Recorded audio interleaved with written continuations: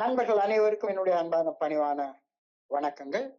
எல்லாம் வல்ல இறைவனோட அருளாலையும் தோழமையில இணைந்து செயல்படுவதால் நான் பெற்றுக்கொள்ளக்கூடிய அனுபவம் தும்பு நம்பிக்கையாலையும் இன்னைக்கு ஒரே ஒரு நாள் நான் குதிக்கல, தெளிவா மனநிறைவா அமைதியா வாழ என்னாலான எல்லா முயற்சிகளையும் செய்து கொண்டிருக்கின்றேன். இந்த தோழமை பரிந்துரைக்கக்கூடிய 12 படிகள் அடங்கிய மீட்படையும் செயல் திட்டத்துல முதல் படி, ஃபர்ஸ்ட் ஸ்டெப், என்னுடைய சொந்த அனுபவத்துல இந்த முதல் படியில அடி எடுத்து வைக்கிறதுங்கிறது ரொம்ப முக்கியமானது அப்படின்றத நான் பர்சனலா உணர்றேன். ஸோ என்னுடைய சொந்த அனுபவத்துல இருந்து இந்த முதல் படி பரிந்துரைய நான் எப்படி புரிஞ்சு கொண்டேன் அப்படின்றத நண்பர்களோட பகிர்ந்து கொள்றதுல ஆரம்பிச்சு இந்த படிநிலையுடைய விளக்கத்தை பார்ப்போம். நான் என்னுடைய வாழ்க்கையில என்னுடைய 19வது வயசுல நான் குடிக்கிறத முதல்ல ஆரம்பிச்சேன். காலேஜ் படிக்கிறப்ப, செகண்ட் இயர் படிக்கிறப்ப ஒரு ஃபீஸ்ட் அன்னைக்கு என்னுடைய 19வது வயசுல ஒரு கிளாஸ் சாராயம். அப்பெல்லாம் மது விலக்கு இருந்த நேரம், 1976வது வருஷம் தமிழ்நாட்டுல மது விலக்கு இருந்த நேரம். கள்ள சாராயம் தான், ஒரு கிளாஸ் சாராயம் தான் அப்ப நான் முதல்ல குடிச்சது. அதுல இருந்து கொஞ்சம் கொஞ்சமா குடி வளர்ந்து 1996 சரியாக சொன்னா ஜூன் மாசம் 8ஆம் தேதி அன்னைக்கு கிட்டத்தட்ட குடி நோயால மிக மோசமாக பாதிக்கப்பட்ட ஒரு நிலையில, ரொம்ப மோசமான நிலையில நான் இருந்தேன். என்னுடைய மனைவி ஒரு காலேஜ்ல ப்ரொஃபஸரா வேலை பார்த்துட்டு இருக்காங்க. எனக்கு ஒரு பையன். அன்னைக்கு அந்த 8ஆம் தேதி ஜூன் மாசம் 1996வது வருஷம் எங்க வீட்டுல சைதாப்பேட்டையில எங்க சின்ன வீடு, ஒரு சிங்கிள் பெட்ரூம் வீடு. அந்த வீட்டு ஹால்ல ஒரு டிவில ஒரு மேட்ச் ஓடிக்கிட்டு இருக்குது. நான் ஃபுல் போதையில அரை நிர்வாண கோலத்துல படுத்து கிடக்குறேன் தரையில. என் பையன் ஸ்கூல்ல இருந்து யூனிஃபார்ம் கூட கலட்டாம அம்மா எப்படா வருவாங்க அப்படின்னு வாசல்ல உட்காந்து பாத்துட்டு உட்காந்துருக்கான். கதவு திறந்து கிடக்குது. என்னுடைய மனைவி காலேஜ் முடிச்சுட்டு அவங்க கிட்ட படிக்கிற ஒரு பையனோட சேர்ந்து வீட்டுக்கு வர்றாங்க. அந்த பையனுக்கு ஏதோ ரெஃபரன்ஸ் புக்கு தேவைப்படுது அப்படின்றதுக்காக வீட்டுல இருந்து எடுத்து கொடுக்கறதுக்காக அந்த பையனையும் கூட்டிட்டு வர்றாங்க, அவங்களுடைய ஸ்டூடெண்ட்ட. வீட்டுக்குள்ளார நுழைஞ்ச உடனே பார்த்தா நான் இப்படி அலங்கோலமா படுத்து கிடக்குறேன். படுத்து கிடந்த உடனே அந்த பையன் என்னுடைய கோலத்தை பார்த்துட்டு, என்னது உங்களுக்கு எவ்வளவு காலேஜ்ல நல்ல பேர் மேடம், இப்படி ஒரு ஆள் படுத்து கிடக்குறாரு அப்படின்ட்டு அந்த பையன் அவன் பாக்கெட்ல வச்சிருந்த ஒரு சின்ன கார்டு அதை எடுத்து என் மனைவி கையில கொடுத்து, அவர் கண்ணு முழிச்ச உடனே இதை கையில கொடுங்க, அவருக்கு உதவி தேவைப்படுதுன்னு நான் சொன்னார்னா நான் 2 பேரும் வீட்டுக்கு அனுப்பி வைக்கிறேன் அப்படி சொல்லிட்டு போயிட்டான். நான் நைட்டு ஒரு 8-9 மணி போல போதை கொஞ்சம் தெளிஞ்ச பிறகு எழுந்து பாக்குற நேரத்துல என்னுடைய மனைவி வீட்டுல ஒரு தண்ணி அடிச்சீங்கன்னா பெட்லயாவது படுத்து கிடக்க வேண்டியதானே, அரைக்குறையா நடு ஹால்ல இப்படி படுத்து கிடக்குறீங்க செத்த பணம் மாதிரி அப்படின்னு சொல்லிட்டு ஒரு பையன் வந்திருந்தான். அவன் ஏதோ ஆல்கஹாலிக்ஸ் அனானிமஸ் அப்படின்னு ஒண்ணு இருக்கான், அதோடைய கார்டு ஒண்ணு கொடுத்தான், படிங்க. அந்த கார்டை என் கையில கொடுத்த உடனே, அந்த கார்டு அமெரிக்காவில் பிரிண்ட் பண்ண கார்டு. அந்த கார்டுல ரொம்ப பொடி எழுத்துல இருந்தது. அந்த போதையில எனக்கு எதுவுமே படிக்க தோணல. 2 வார்த்தைகள் மட்டும் தெரியுது, ஆல்கஹாலிக்ஸ் அனானிமஸ். அது மட்டும் கொஞ்சம் பெரிய எழுத்துக்கள் எழுதப்பட்டிருந்ததுனால அது மட்டும் தெரியுது. உடனே நான் ஆல்கஹாலிக்ஸ் அனானிமஸ் அப்படின்னா என்ன அர்த்தம் அப்படின்னு யோசிச்சு பார்த்தா, என் மனசுக்கு அன்னைக்கு தோணுன அர்த்தம், ஆல்கஹாலிக்னா குடிகாரன், அனானிமஸ்னா என்ன. அப்ப எனக்கு தோணுச்சுது, எங்க ஆபீஸ்ல எல்லாம் மொட்டை கடிதாசி வரும், மொட்டை கடிதாசிக்கு அனானிமஸ் பெட்டிஷன் சொல்லுவாங்க. அப்ப என் மனசுக்குள்ளார தோணுன எண்ணம், இதை நான் பல நேரங்கள்ல பகிர்ந்திருக்கேன், இன்னைக்கு முதல் படியை பத்தி பேசுறதுனால நான் மறுபடியும் பகிர்ந்து கொள்றேன். அனானிமஸா குடிக்கிற குடிகாரர்களுடைய சங்கம் அப்படின்னு தான் நான் நினைச்சேன் ஆரம்பத்துல. அந்த 8/6/1996 அன்னைக்கு அப்படித்தான் நினைச்சேன். எனக்கு இந்த சங்கத்தோடைய உதவி தேவைப்படும். நான் எல்லா ஊருக்கு தெரிகிற மாதிரி கேவலப்பட்டு குடிச்சிட்டு இருக்கேன். யாருக்கும் தெரியாம குடிக்க சொல்லி தர இடம் அப்படின்னு நினைச்சிட்டு தான் அந்த 2 நண்பர்களையும் வீட்டுக்கு வர சொன்னேன். அடுத்த நாள் காலையிலேயே 9/6/1996 கரெக்டா வீட்டுக்கு வந்துட்டாங்க 2 பேரும்.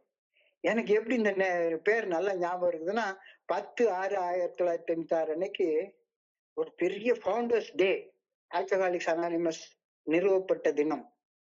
அந்த தினம் கொண்டாட்டம் நடந்ததுனால எனக்கு பளிச்சுன்னு ஞாபகம் இருக்கு. 10/6/1996 திங்கட்கிழமை ராயப்பேட்டை மெஸ்டன் காலேஜ்ல பெரிய கூட்டம் நடந்துச்சு. எனக்கு அந்த நாள் ஞாபகம் இருக்கு. 9/6/1996 அன்னைக்கு ஞாயிற்றுக்கிழமை காலையில 2 பேர் என் வீட்டுக்கு வந்தாங்க. இந்த 2 பேருமே இன்னைக்கு உயிரோட இல்ல. அந்த 2 பேரும் என்னைய முதல்ல ஒரு மீட்டிங் கூட்டிட்டு போனாங்க. அது கேம்பிளர்ஸ் அனானிமஸ் மீட்டிங்க்கு என்னை கூட்டிட்டு போனாங்க. பாண்டி பஜார்ல ஒரு கான்வென்ட் ஸ்கூல்ல நடந்துட்டு இருந்தது. ஹோலி ஏஞ்சல்ஸ்ன்ற ஒரு கான்வென்ட். அந்த கான்வென்ட் ஸ்கூல்ல கேம்பிளர்ஸ் அனானிமஸ்னா எல்லாரும் சொல்றாங்க, compulsive gambling is a disease. கேம்பிளிங்கால எனக்கு அது போச்சு, இது போச்சு, சொத்து போச்சு, பொண்டாட்டி போனா, எல்லாம் என்னென்னமோ சொல்றாங்க. என்னடா சொல்றாங்க, ஒண்ணுமே புரிய மாட்டேங்குது அப்படின்னு சொன்ன உடனே என்னை கூட்டிட்டு போன அந்த 2 பேரும் சொன்னாங்க, நீங்க இன்னைக்கு சாயங்காலம் ஆல்கஹாலிக்ஸ் அனானிமஸ் மீட்டிங்க்கு போலாம், அங்க உங்களுக்கு ஐடென்டிபிகேஷன் நிறைய கிடைக்கும் அப்படின்னு சொல்லி சொன்னாங்க. ஆல்கஹாலிக்ஸ் அனானிமஸ் மீட்டிங் கூட்டிட்டு வந்தாலும் அங்கேயும் கட்டுப்படுத்த குடிக்க முடியாதது ஒரு நோய், மோசம் செய்வது முதல் குடி, ஒரு முறை குடிநோயாளி, வாழ்நாள் முழுக்க குடிநோயாளி, ஒண்ணுமே சத்தியமா புரியல. ஃபர்ஸ்ட் நாள் இவங்க என்ன சொல்ல வர்றாங்க அப்படின்ற கருத்து எனக்கு புரியவே இல்லை. ஆனாலும் கூட அந்த நாள் என் கையில 10 பைசா இல்லாத காரணத்தினால சரி என்னமோ ஒரு இடம் கிடைக்குது, போய் என்னதான் நடக்குதுன்னு பாப்போமே அப்படின்னு அதுக்கு அடுத்த நாள் நான் ராயப்பேட்டை மெஸ்டன் காலேஜ்ல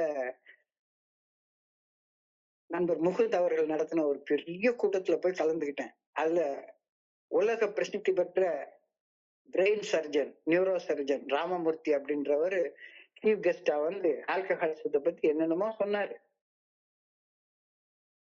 எதுவுமே மண்டையில ஏறல. அங்க உட்கார்ந்துட்டு எப்படா குடிப்போம் அப்படின்ற எண்ணம் தான் மனசுக்குள்ளார ஓடிக்கிட்டே இருந்துச்சு. அந்த 9/6/1996 இருந்து 14/2/1997 வரைக்கும் நான் மீட்டிங் ஒரு 10 நாள் வருவேன், அப்புறம் போய் குடிச்சிருவேன், அப்புறம் திரும்ப 2 நாள் உட்கார்ந்துருப்பேன், அப்புறம் போய் குடிச்சிருவேன். இப்படியேதான் ஓடிட்டு இருந்துச்சு. 14/2/1997 அன்னைக்கு 14/2/1997 அன்னைக்கு நான் இருந்த நிலைமை கூட ஒரே ஒரு கட்டி அடிச்சிருந்தேன்னு நான் செத்து போயிருப்பேன். அந்த நிலைமையில நான் இருக்கிற நேரத்துல மறுபடியும் என்னை கூட்டிட்டு வந்தவர் என் வீட்டுக்கு வந்தாரு. வீட்டுக்கு சார் என்ன சார் ஆச்சு, நல்ல வேலை பாக்குறீங்க, நல்ல அழகான மனைவி, அழகான குழந்தை, இவ்வளவு இருக்கிற நேரத்துல எதுக்கு சார் மறுபடியும் செத்து போற ஸ்டேஜ்ல உட்காந்து நம்ம கைகள்லாம் நடுங்கிக்கிட்டு 48 கிலோ வெயிட், எப்படா செத்து போவான் அப்படின்ற நிலைமையில இருந்த ஒரு மனுஷனா தான் நான் இருந்தேன். சரி, இன்னைக்கு ஒரு டாபிக் மீட்டிங் நடக்குது. குரூப்ல தேனாம்பேட்டையில ஒரு டாபிக் மீட்டிங் நடக்குது. ஒரு மூத்த நண்பர் டாபிக் மீட்டிங் ஒண்ணு எடுக்கிறாரு, இன்னைக்கு வாங்க உங்களுக்கு நல்லா இருக்கும் அப்படின்னு அவருடைய பைக்ல என்னைய கூட்டிட்டு போனார். பைக்ல கூட்டிட்டு போய் அன்னைக்கு இந்த ஃபர்ஸ்ட் ஸ்டெப் பத்திய டாபிக் மீட்டிங் நடந்தது. 1 மணி நேரம் என்னுடைய ஸ்பான்சர், என்னுடைய ஆதரவாளர் அவர் தான் அந்த 1 hour டாபிக் மீட்டிங் எடுத்தாரு. அந்த டாபிக் மீட்டிங் எடுக்கிறப்பதான் ஃபர்ஸ்ட் எனக்கு புரிஞ்சது நான் ஒரு நோயால அவஸ்தைப்பட்டு இருக்கிறேன். அந்த நோய் அந்த ஃபர்ஸ்ட் ஸ்டெப்ல தெளிவாக வரையறுத்து கூறப்பட்டிருக்கிறது அப்படின்ற கருத்தை அந்த 14/2/1997 அன்னைக்கு என்னுடைய ஸ்பான்சர் எடுத்த அந்த டாபிக் மீட்டிங்ல seed of hope group, Teynampet, Kesari high school, அங்க அந்த மீட்டிங்ல வச்சுதான் எனக்கு தெரிஞ்சது. அந்த மீட்டிங் முடிஞ்ச உடனே ரொம்ப பணிவாக என்னுடைய ஸ்பான்சர்ட்ட போய், அன்னைக்குதான் நான் அவரை முத பாக்குறேன். என்னுடைய ஸ்பான்சர்ட்ட போய், சார் என்னைய கொஞ்சம் ஆதரவு கொடுங்க, என்னால குடிக்கிறது நிறுத்தவே முடியல, எனக்கு கொஞ்சம் ஸ்பான்சர் பண்ணுங்க அப்படின்னு சொல்லி அவர்கிட்ட போய் கேட்டேன். உடனே அவர் என்னைய பார்த்துட்டு, சரி அப்படின்னு அவருடைய ஜோல்னா பையில இருந்து ஒரு D90 கேசட், 1.5 மணி நேரம் ஓடக்கூடிய ஒரு கேசட் ஒண்ணு எடுத்தாரு. எடுத்து, இன்னைக்கு ராத்திரி இத போட்டு கேட்டுட்டு நாளைக்கு அல்லது நாளைக்கு மறுநாள் மீட்டிங்க்கு வாங்க பேசலாம் அப்படின்னு சொல்லி சொன்னாரு. ஸோ அந்த கேசட்டை எடுத்துட்டு நான் வந்து வீட்டுக்கு வந்து கேசட் பிளேயர்ல போட்டேன். போட்டு கேட்க ஆரம்பிச்சேன். உண்மையிலேயே அந்த 14/2/1997 அன்னைக்கு என்னுடைய ஸ்பான்சர் சொன்ன வார்த்தைகள் இன்னும் ஞாபகம் இருக்குது. ஏஏ மீட்டிங்க்கு வந்துட்டு போனா மட்டும் பத்தாது, ஏஏ தோழமை என்ன பிரிஸ்கிரிப்ஷன் கொடுக்குதோ அந்த பிரிஸ்கிரிப்ஷனை ஃபாலோ பண்ணா மட்டும்தான் குணமடைய முடியும் அப்படின்ற வார்த்தையை சொன்னாரு. அவர் சொன்ன வார்த்தையை நிறைய நேரத்துல நண்பர்கள்ட்ட சொல்லியிருக்கேன். என்னுடைய ஸ்பான்சர் தான் சொன்னாரு, இங்க பாரு உனக்கு வயிற்று வலிக்குது அப்படின்னு சொன்னா ஒரு டாக்டர்கிட்ட போற, டாக்டர்கிட்ட போனோடனே டாக்டர் வந்து நேற்றுக்கு என்னடா சாப்பிட்ட அப்படின்னு சொல்லி கேட்பாரு. வயிற்று வலி எதனால வந்ததுன்ற காரணத்தை கண்டறிய முயற்சி பண்ணுவாரு. நேற்றுக்கு ஒரு 3 மிளகா பச்சி சாப்பிட்டேன், அன்னையில இருந்து வயிற்று வலிக்குது அப்படின்னா, எந்த எண்ணெயில போட்டிருக்கானோ இனிமேல மிளகா பச்சி சாப்பிடாத, இந்த மாத்திரையை சாப்பிடு சரியா போயிடும் அப்படின்னு ஒரு பிரிஸ்கிரிப்ஷன் கொடுப்பாரு. ஒரு குறிப்பு சீட்டு எழுதி கொடுப்பாரு. அந்த சீட்ல உள்ள மருந்து வாங்கி சாப்பிட்டா வயிற்று வலி போயிடும். அதுக்கு பதிலாக நான் வந்து டாக்டர் வீட்டு வாசல்ல இருக்கக்கூடிய மறுபடியும் டீ கடையில 2 மிளகா பஜ்ஜியை வாங்கி சாப்பிட்டுட்டு டீயை குடிச்சிட்டு மாத்திரையை வாங்கி சாப்பிடாம வந்தேன்னா என் வயிற்று வலி எப்படி போகும்? அப்ப என்னுடைய ஸ்பான்சர் சொன்ன வார்த்தை, டாக்டர்கிட்ட போயிட்டு வர்ற செயல் உன்னைய குணப்படுத்தாது, டாக்டருக்கு போயிட்டு வர்ற செயல் உன் உடம்புல ஏற்பட்ட பாதிப்புகளை போக்காது, டாக்டர் என்ன சொன்னாரோ அதை செய்யறதுனால மட்டும்தான் நீ குணமடைய போற, மீட்படைய போற. அதே மாதிரி ஏஏ தோழமைக்கு எத்தனை வருஷங்கள் வந்தாலும் சரிதான், ஏஏ தோழமை என்ன பிரிஸ்கிரைப் பண்ணுதோ அந்த பிரிஸ்கிரிப்ஷனை ஃபாலோ பண்ணலன்னா குடிநோயின் பாதிப்புகள்ல இருந்து மீட்படைய முடியவே முடியாது. ஏஏ தோழமை பிரிஸ்கிரைப் பண்ற அந்த பிரிஸ்கிரிப்ஷன் வந்து இந்த 12 படிகள் மீட்படையும் செயல் திட்டம். அந்த செயல் திட்டத்துடைய முதல் படியை பத்தி மட்டும்தான் நான் இன்னைக்கு 1 hour நான் பகிர்ந்துக்கிறேன். உன் கையில கொடுத்துருக்கிற கேசட்லயும் இது ஃபர்ஸ்ட் ஸ்டெப் கேசட்னு சொல்லுவாங்க. இந்த ஃபர்ஸ்ட் ஸ்டெப்பை எப்படி புரிஞ்சுக்கிறது அப்படின்றத பத்திய ஒரு விளக்கம் இந்த கேசட்ல இருக்கு, இந்த கேசட்டை போட்டு கேளு அப்படி சொல்லி சொன்னாரு.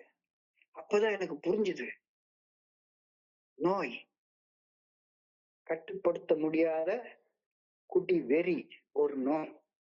அந்த குடி வெறியால உந்தப்பட்டு போய் குடிச்சதுக்கு அப்புறமாக என் உடம்புல உருவாகக்கூடிய ஒரு வகையான அலர்ஜி, ஒவ்வாமை, அது ஒரு நோய்.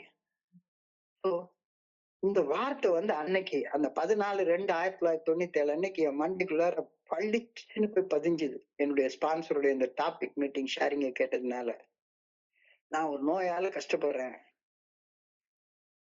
எனக்கு ஆல்கஹாலிசம் அப்படின்ற ஒரு டிசீஸ் இருக்குது, அதை நான் ஒப்புக்கொள்ளணும் அப்படின்ற கருத்தை அன்னைக்கு அவர் என் கண்ணை லேசா திறந்து வச்சாரு. ராத்திரி வந்து 1.5 மணி நேரம் ஓடக்கூடிய அந்த கேசட்டை நான் கேட்டேன். அந்த கேசட்டை வந்து ஜான் டி அப்படின்ற ஒரு அமெரிக்க நண்பர் அதுல பகிர்ந்திருந்தார். 1.5 மணி நேரம் ஓடக்கூடிய கேசட் அது. அதுல ஃபர்ஸ்ட் ஸ்டெப்பை பத்தி புட்டு புட்டு புட்டு புட்டு வச்சிருந்தாரு. அக்கு வேற ஆணி வேற பிரிச்சு சொல்றதுன்னு சொல்லுவாங்கல்ல, அந்த மாதிரி அக்கு வேற ஆணி வேற பிரிச்சு பிரிச்சு பிரிச்சு மேய்ஞ்சிருக்கிறது அப்படிம்பாங்க, அந்த மாதிரி மேய்ஞ்சிருந்தாரு. அன்னைக்கு 1.5 மணி நேரம் அந்த கேசட்டை நான் கேட்டேன். அந்த கேசட்டை பேசினவர் வந்து ஜான் டி, பில் டபிள்யூடைய ஃப்ரெண்டு. பில் டபிள்யூ கூட அந்த முதல் 100 குடி நோயாளிகள் ஒருத்தர் அவர். பெரிய புத்தகத்தை எழுதின முதல் 100 குடிநோயாளிகள் அப்படின்னு சொல்லி சொல்றாங்கல்ல, அந்த 100 குடிநோயாளிகள் ஒருத்தர் இந்த ஜான் டி என்பவர். அவருடைய ப்ரொஃபஷன் வந்து ஒரு ஜட்ஜ், ஒரு நீதிபதி. அமெரிக்காவில எல்லாம் நீதிபதிகள் எல்லாம் ஏஎம்டிக்கு வந்து குணமடைகிறாங்க. அந்த அளவுக்கு அமெரிக்காவில வந்து பரவி வளர்ந்துருக்குது. ஒரு நீதிபதி நம்ம மீட்டிங்ல வந்து உட்கார்ந்துருக்காருன்னா யோசிச்சு பாருங்களேன். ஒரு ஜட்ஜு, அவரு my name is John, I am an alcoholic. என் பேர் தான் அவருக்கும். My name is John, I am an alcoholic அப்படின்னு ஆரம்பிச்சுட்டு ஃபர்ஸ்ட் ஸ்டெப் பத்தி அவர் சொன்னாரு. ஃபர்ஸ்ட் ஸ்டெப் அவர் இங்கிலீஷ்ல சொன்னது. we admitted we were powerless over alcohol dash that our lives had become unmanageable. அவர் இந்த ஒரே ஒரு வார்த்தைய, இந்த ஃபர்ஸ்ட் ஸ்டெப்ப பத்தி ஒரு 1.5 மணி நேரம் பேசினார். அதுல ஒரு 1/2 மணி நேரம் வி அப்படின்ற வார்த்தையை பத்தியே பேசினாரு. வி அப்படின்ற வார்த்தை, வி என்றால் நாங்கள். the word that leads us into the program, செயல் திட்டத்தில் நம்மை வழிநடத்தி செல்லக்கூடிய வார்த்தை, முதல் படியில இருக்கக்கூடிய வி அப்படின்ற வார்த்தை. துரதிருஷ்டவசமாக தமிழ்ல மொழிபெயர்க்கிறப்ப மது அப்படின்ற வார்த்தையில நம்ம ஆரம்பிக்கிறோம். செயல் திட்டத்துக்குள்ளார நம்மளை வழி நடத்திட்டு போற வார்த்தைக்கு முக்கியத்துவம் கொடுத்து 1/2 மணி நேரம் அந்த கேசட்ல பேசியிருந்தார். நாங்கள், செயல் திட்டத்துக்குள்ளார நம்மளை வழி நடத்திட்டு போற வார்த்தை நாங்கள். நாங்கள் இந்த வார்த்தையில இந்த முதல் படி பரிந்து ஆரம்பிக்குது. நாங்கள், அந்த வார்த்தை தான் இந்த வாக்கியத்துடைய பெயர் சொல். நான் இல்ல, நீ இல்ல, நாங்கள். அதுதான் சப்ஜெக்ட், அதுதான் பெயர் சொல். அப்ப சொன்னாரு அழகா அந்த இதுல, நான் எப்ப நான் அப்படின்னா இங்கிலீஷ்ல நான் என்ற வார்த்தைக்கு ஐ என்று பேர். ஐ அப்படின்னு நான் சொல்லிக்கிட்டே இருக்கிற வரைக்கும் நான் வந்து இல்லாதான் இருந்துட்டு இருப்பேன். இல் என்றால் நோய்வாய்ப்பட்டு தான் வாழ்ந்து கொண்டிருப்பேன். அந்த இல்னஸ்ன்ற இடத்துல ஐய எடுத்துட்டு வீய கொண்டே போட்டோம்னா இல்னஸ் பிகம்ஸ் வெல்னஸ். ஸோ நான் குணமடையணும் அப்படின்னா நான் என்ற அந்த எண்ணம், நாங்கள் என்ற எண்ணமாக மாற்றம் அடையணும் அப்படின்ற கருத்தை அந்த ஜட்ஜ் வந்து அந்த கேசட்ல பேசியிருந்தாரு. நான் தனியாக நின்று நோய்வாய்ப்பட்டு நோயில கஷ்டப்பட்டுட்டே இருக்க போறேன். என்னைக்கு நான் என்ற வார்த்தை நாங்கள் என்ற வார்த்தையாக மாறுதோ அப்ப நான் நோய்வாய்ப்பட்ட நோயில கஷ்டப்படுறதுல இருந்து குணமடைகிறதற்கான முதல் படியை நான் எடுத்து வைக்கிறேன். அந்த நாங்கள் என்ற வார்த்தை தான் இந்த குணமடையும் செயல் திட்டத்துக்குள்ளார நம்மளை வழி நடத்திட்டு போற வார்த்தை அப்படின்னு சொல்லிட்டு அந்த அழகா சொன்னாரு. Personal recovery depends upon AA unity. ஒரு தனி மனிதன் குணமடைவது அந்த தனி மனிதன் ஏஏ தோழமையின் தத்துவங்களோடு ஒன்றிணையும் ஒற்றுமையை சார்ந்து அமையும். நான் என்ற வார்த்தை நாங்கள் என்ற வார்த்தையாக ஒற்றுமையாக மாறும்போது நோய்வாய்ப்பட்டிருக்கிற நான் குணமடைய ஆரம்பிக்கிறேன் அப்படின்ற கருத்தை தெல்ல தெளிவாக அந்த ஜட்ஜ் ஜான் அப்படின்றவர் அந்த கேசட்ல பேசியிருந்தாரு. எனக்கு அவர் பேசின ரொம்ப நிறுத்தி நிதானமா, வெள்ளைக்காரங்க பேசுற இங்கிலீஷ் பொதுவா புரியாது, ஆனா எனக்கு அவருடைய பேச்சு வந்து ரொம்ப ஈஸியா புரிஞ்சுது. ரொம்ப நிதானமா பேசியிருந்தாரு. The word that leads us into the recovery program, குணமடையும் செயல் திட்டத்துக்குள்ளார நம்மளை வழி நடத்திட்டு போற வார்த்தை நாங்கள். அந்த நாங்கள் என்ற வார்த்தை தான் செயல் திட்டத்திற்கான பெயர் சொல், சப்ஜெக்ட். சரி, நாம எல்லாரும் சேர்ந்து என்ன செய்ய போறோம்? we admitted என்றால் ஒப்புக்கொள்தல். நம்ம எல்லாருமா சேர்ந்து ஒப்புக்கொள்ளும் செயலை செய்ய போறோம். சரி, அப்போ ஒப்புக்கொள்தல் என்பது செயல், வினைச்சொல். சோ முதல் படியுடைய பெயர் சொல் வந்து நாங்கள். நாம எல்லாருமா சேர்ந்து செய்ய வேண்டிய வினை ஒப்புக்கொள்தல். எதை ஒப்புக்கொள்ள போறோம்? 2 அசைக்க முடியாத உண்மைகளை, மாற்ற முடியாத உண்மைகளை ஒப்புக்கொள்ள போறோம். 2 உண்மைகளை ஒப்புக்கொள்ள போறோம். அதுல முதல் உண்மை, we were powerless over alcohol. 2வது உண்மை, life had become unmanageable. we were powerless over alcohol, அது முதல் உண்மை. 2வது உண்மை, life had become unmanageable. இந்த ரெண்டையுமே பாஸ்ட் டென்ஸ்ல எழுதியிருக்காங்க, கடந்த காலத்துல எழுதியிருக்காங்க, இறந்த காலத்துல எழுதியிருக்காங்க. நாங்கள் மதுவின் முன் சக்தியற்று இருந்ததை ஒப்புக்கொண்டோம். நாங்கள் மதுவின் முன் சக்தியற்று இருந்ததை ஒப்புக்கொண்டோம். அப்ப என் வாழ்க்கையை பின்னோக்கி பார்த்து, நான் குடிச்சப்ப எப்படி இருந்தேன், என்னுடைய வாழ்க்கையை பின்னோக்கி பார்த்து, அந்த குடி என்னை என்ன பண்ணுச்சுது அப்படின்ற உண்மைய பின்னோக்கி பார்த்து தெரிஞ்சு கொண்டு அதை ஒப்புக்கொள்றேன். அப்ப மதுவின் முன் சக்தியற்று இருந்ததை ஒப்புக்கொண்டோம். அந்த இடத்துல நடுவுல ஒரு டேஷ் போட்டிருக்காங்க. we admitted we were powerless over alcohol. ஆங்கிலத்துல பார்த்தோம்னா ஒரு டேஷ் ஒரு நடுவுல வேணுக்குன்னு எழுதியிருக்கிறாரு. டேஷ் என்பது கணிதத்துல சமன்பாடு, ஈக்குவல் டு சைனுக்கு ஒப்பானது. இலக்கியத்துல டேஷ்னு போடுவாங்க. 2 சமமான உண்மைகளை நாம ஒப்புக்கொள்ள போறோம்ன்றதை குறிக்கிறதுக்காக அந்த நடுவுல ஒரு டேஷ் போட்டிருக்காங்க. 2 உண்மைகள் என்ன? we were powerless over alcohol. மதுவின் முன் சக்தியற்று இருந்ததை ஒப்புக்கொண்டோம். 2வது உண்மை, life had become unmanageable. had become, இது நிறைவு பெற்ற ஒரு கடந்த கால உண்மை. பாஸ்ட் பார்ட்டிசிபிள்னு ஆங்கிலத்துல சொல்லுவாங்க. ஆங்கில இலக்கணத்துல பாஸ்ட் பார்ட்டிசிபிள்னா கடந்த காலத்துல முற்று பெற்ற ஒரு உண்மையை குறிக்கிறதுக்காக.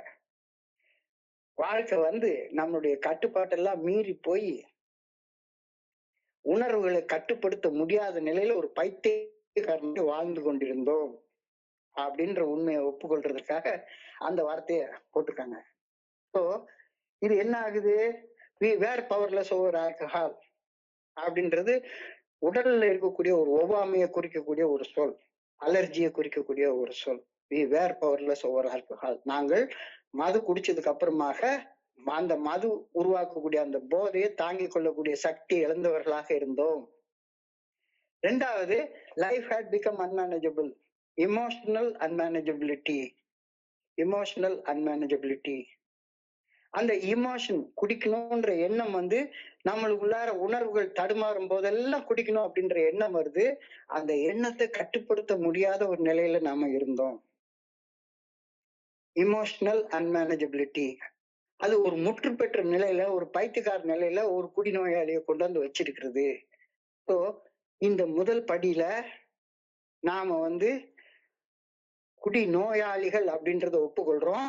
ஒப்புக்கொள்றது மட்டும் இல்ல, குடி நோய்ங்கிறது உடம்புக்கு பவர்லெஸ்னஸ், மனசுல இமோஷனல் அன்மேனேஜபிலிட்டி, உணர்வுகளை கட்டுப்படுத்த முடியாத அந்த ஒரு நிலையில வாழ்ந்து கொண்டிருந்தோம் அப்படின்னு 1.5 மணி நேரம் திரும்ப திரும்ப அரைச்ச மாதிரி சொன்னதையே திரும்ப திரும்ப திரும்ப திரும்ப சொல்லிக்கிட்டே இருக்கிறாரு. அன்னைக்கு எனக்கு தெளிவாக புரிஞ்சு போச்சு. ஆஹா, இது ஏதோ ஒரு பெரிய விஷயத்துல நம்மள கால் எடுத்து வைக்க வைக்கிறாங்க.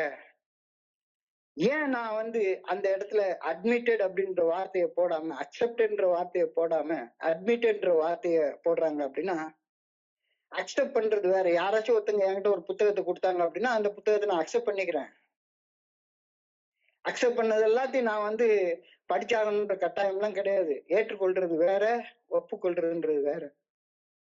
குடி நோயின்னு ஒண்ணு இருக்கு அப்படின்னு நான் ஏற்றுக்கொள்றேன். ஆனா நான் ஒரு குடி நோயாளி அப்படின்னு ஒப்புக்கொள்றேன். சோ என்னுடைய கடந்த காலத்தை பின்னோக்கி பார்த்து, மதுவின் முன் நான் சக்தியற்று இருந்த அந்த மோசமான நிலைய நான் ஒப்புக்கொள்ற வேலையை இந்த 1வது படியில நான் செய்யறேன். சோ ரொம்ப அழகாக அக்கு வேற ஆணி வேற பிரிச்சு சொல்றாரு. பவர்லெஸ்னஸ் ஓவர் ஆல்கஹால், அதாவது நீ என்னைக்காச்சும் ஒரு நாளைக்கு கொஞ்சோண்டு குடிக்கணும்னு போனப்ப நீ நினைச்ச அளவு குடிச்சிட்டு ஒழுங்கா வீட்டுக்கு வர முடியுதா உன்னால? 1/4 பாட்டில் குடிச்சிட்டு ஒரு பிரியாணி சாப்பிட்டு ஒரு சினிமா பார்த்துட்டு வீட்டுக்கு வந்து சேர முடியும்ன்ற லெவல்ல நீ இருந்திருந்திருக்கியா கடந்த காலத்துல? கொஞ்சம் மதுவை உடம்புக்குள்ளார செலுத்தின உடனேயே அந்த மது உடம்புல ஏதோ ஒரு ரசாயன மாற்றத்தை மாற்றி உன்னைய ஒரு பைத்தியக்காரன் மாதிரி ஆக்கிடுது. திரும்ப திரும்ப திரும்ப திரும்ப குடிக்க வைக்குது. உடல் அளவிலான ஒரு ஏக்கம், a phenomena of physical craving. பெரிய புத்தகத்துல அந்த டாக்டர்ஸ் ஒப்பீனியன்ல அதைத்தான் எழுதுறாங்க. இந்த phenomena of physical craving, உடல் அளவிலான ஒரு ஏக்கம். கொஞ்சம் குடிச்சிட்டு வந்துடணும் அப்படின்னு நினைச்சிட்டு தான் நான் குடிக்க போறேன். ஆனா ஒரு நாளும் நான் நினைச்ச மாதிரி குடிச்சிட்டு வீட்டுக்கு வர என்னால முடியல.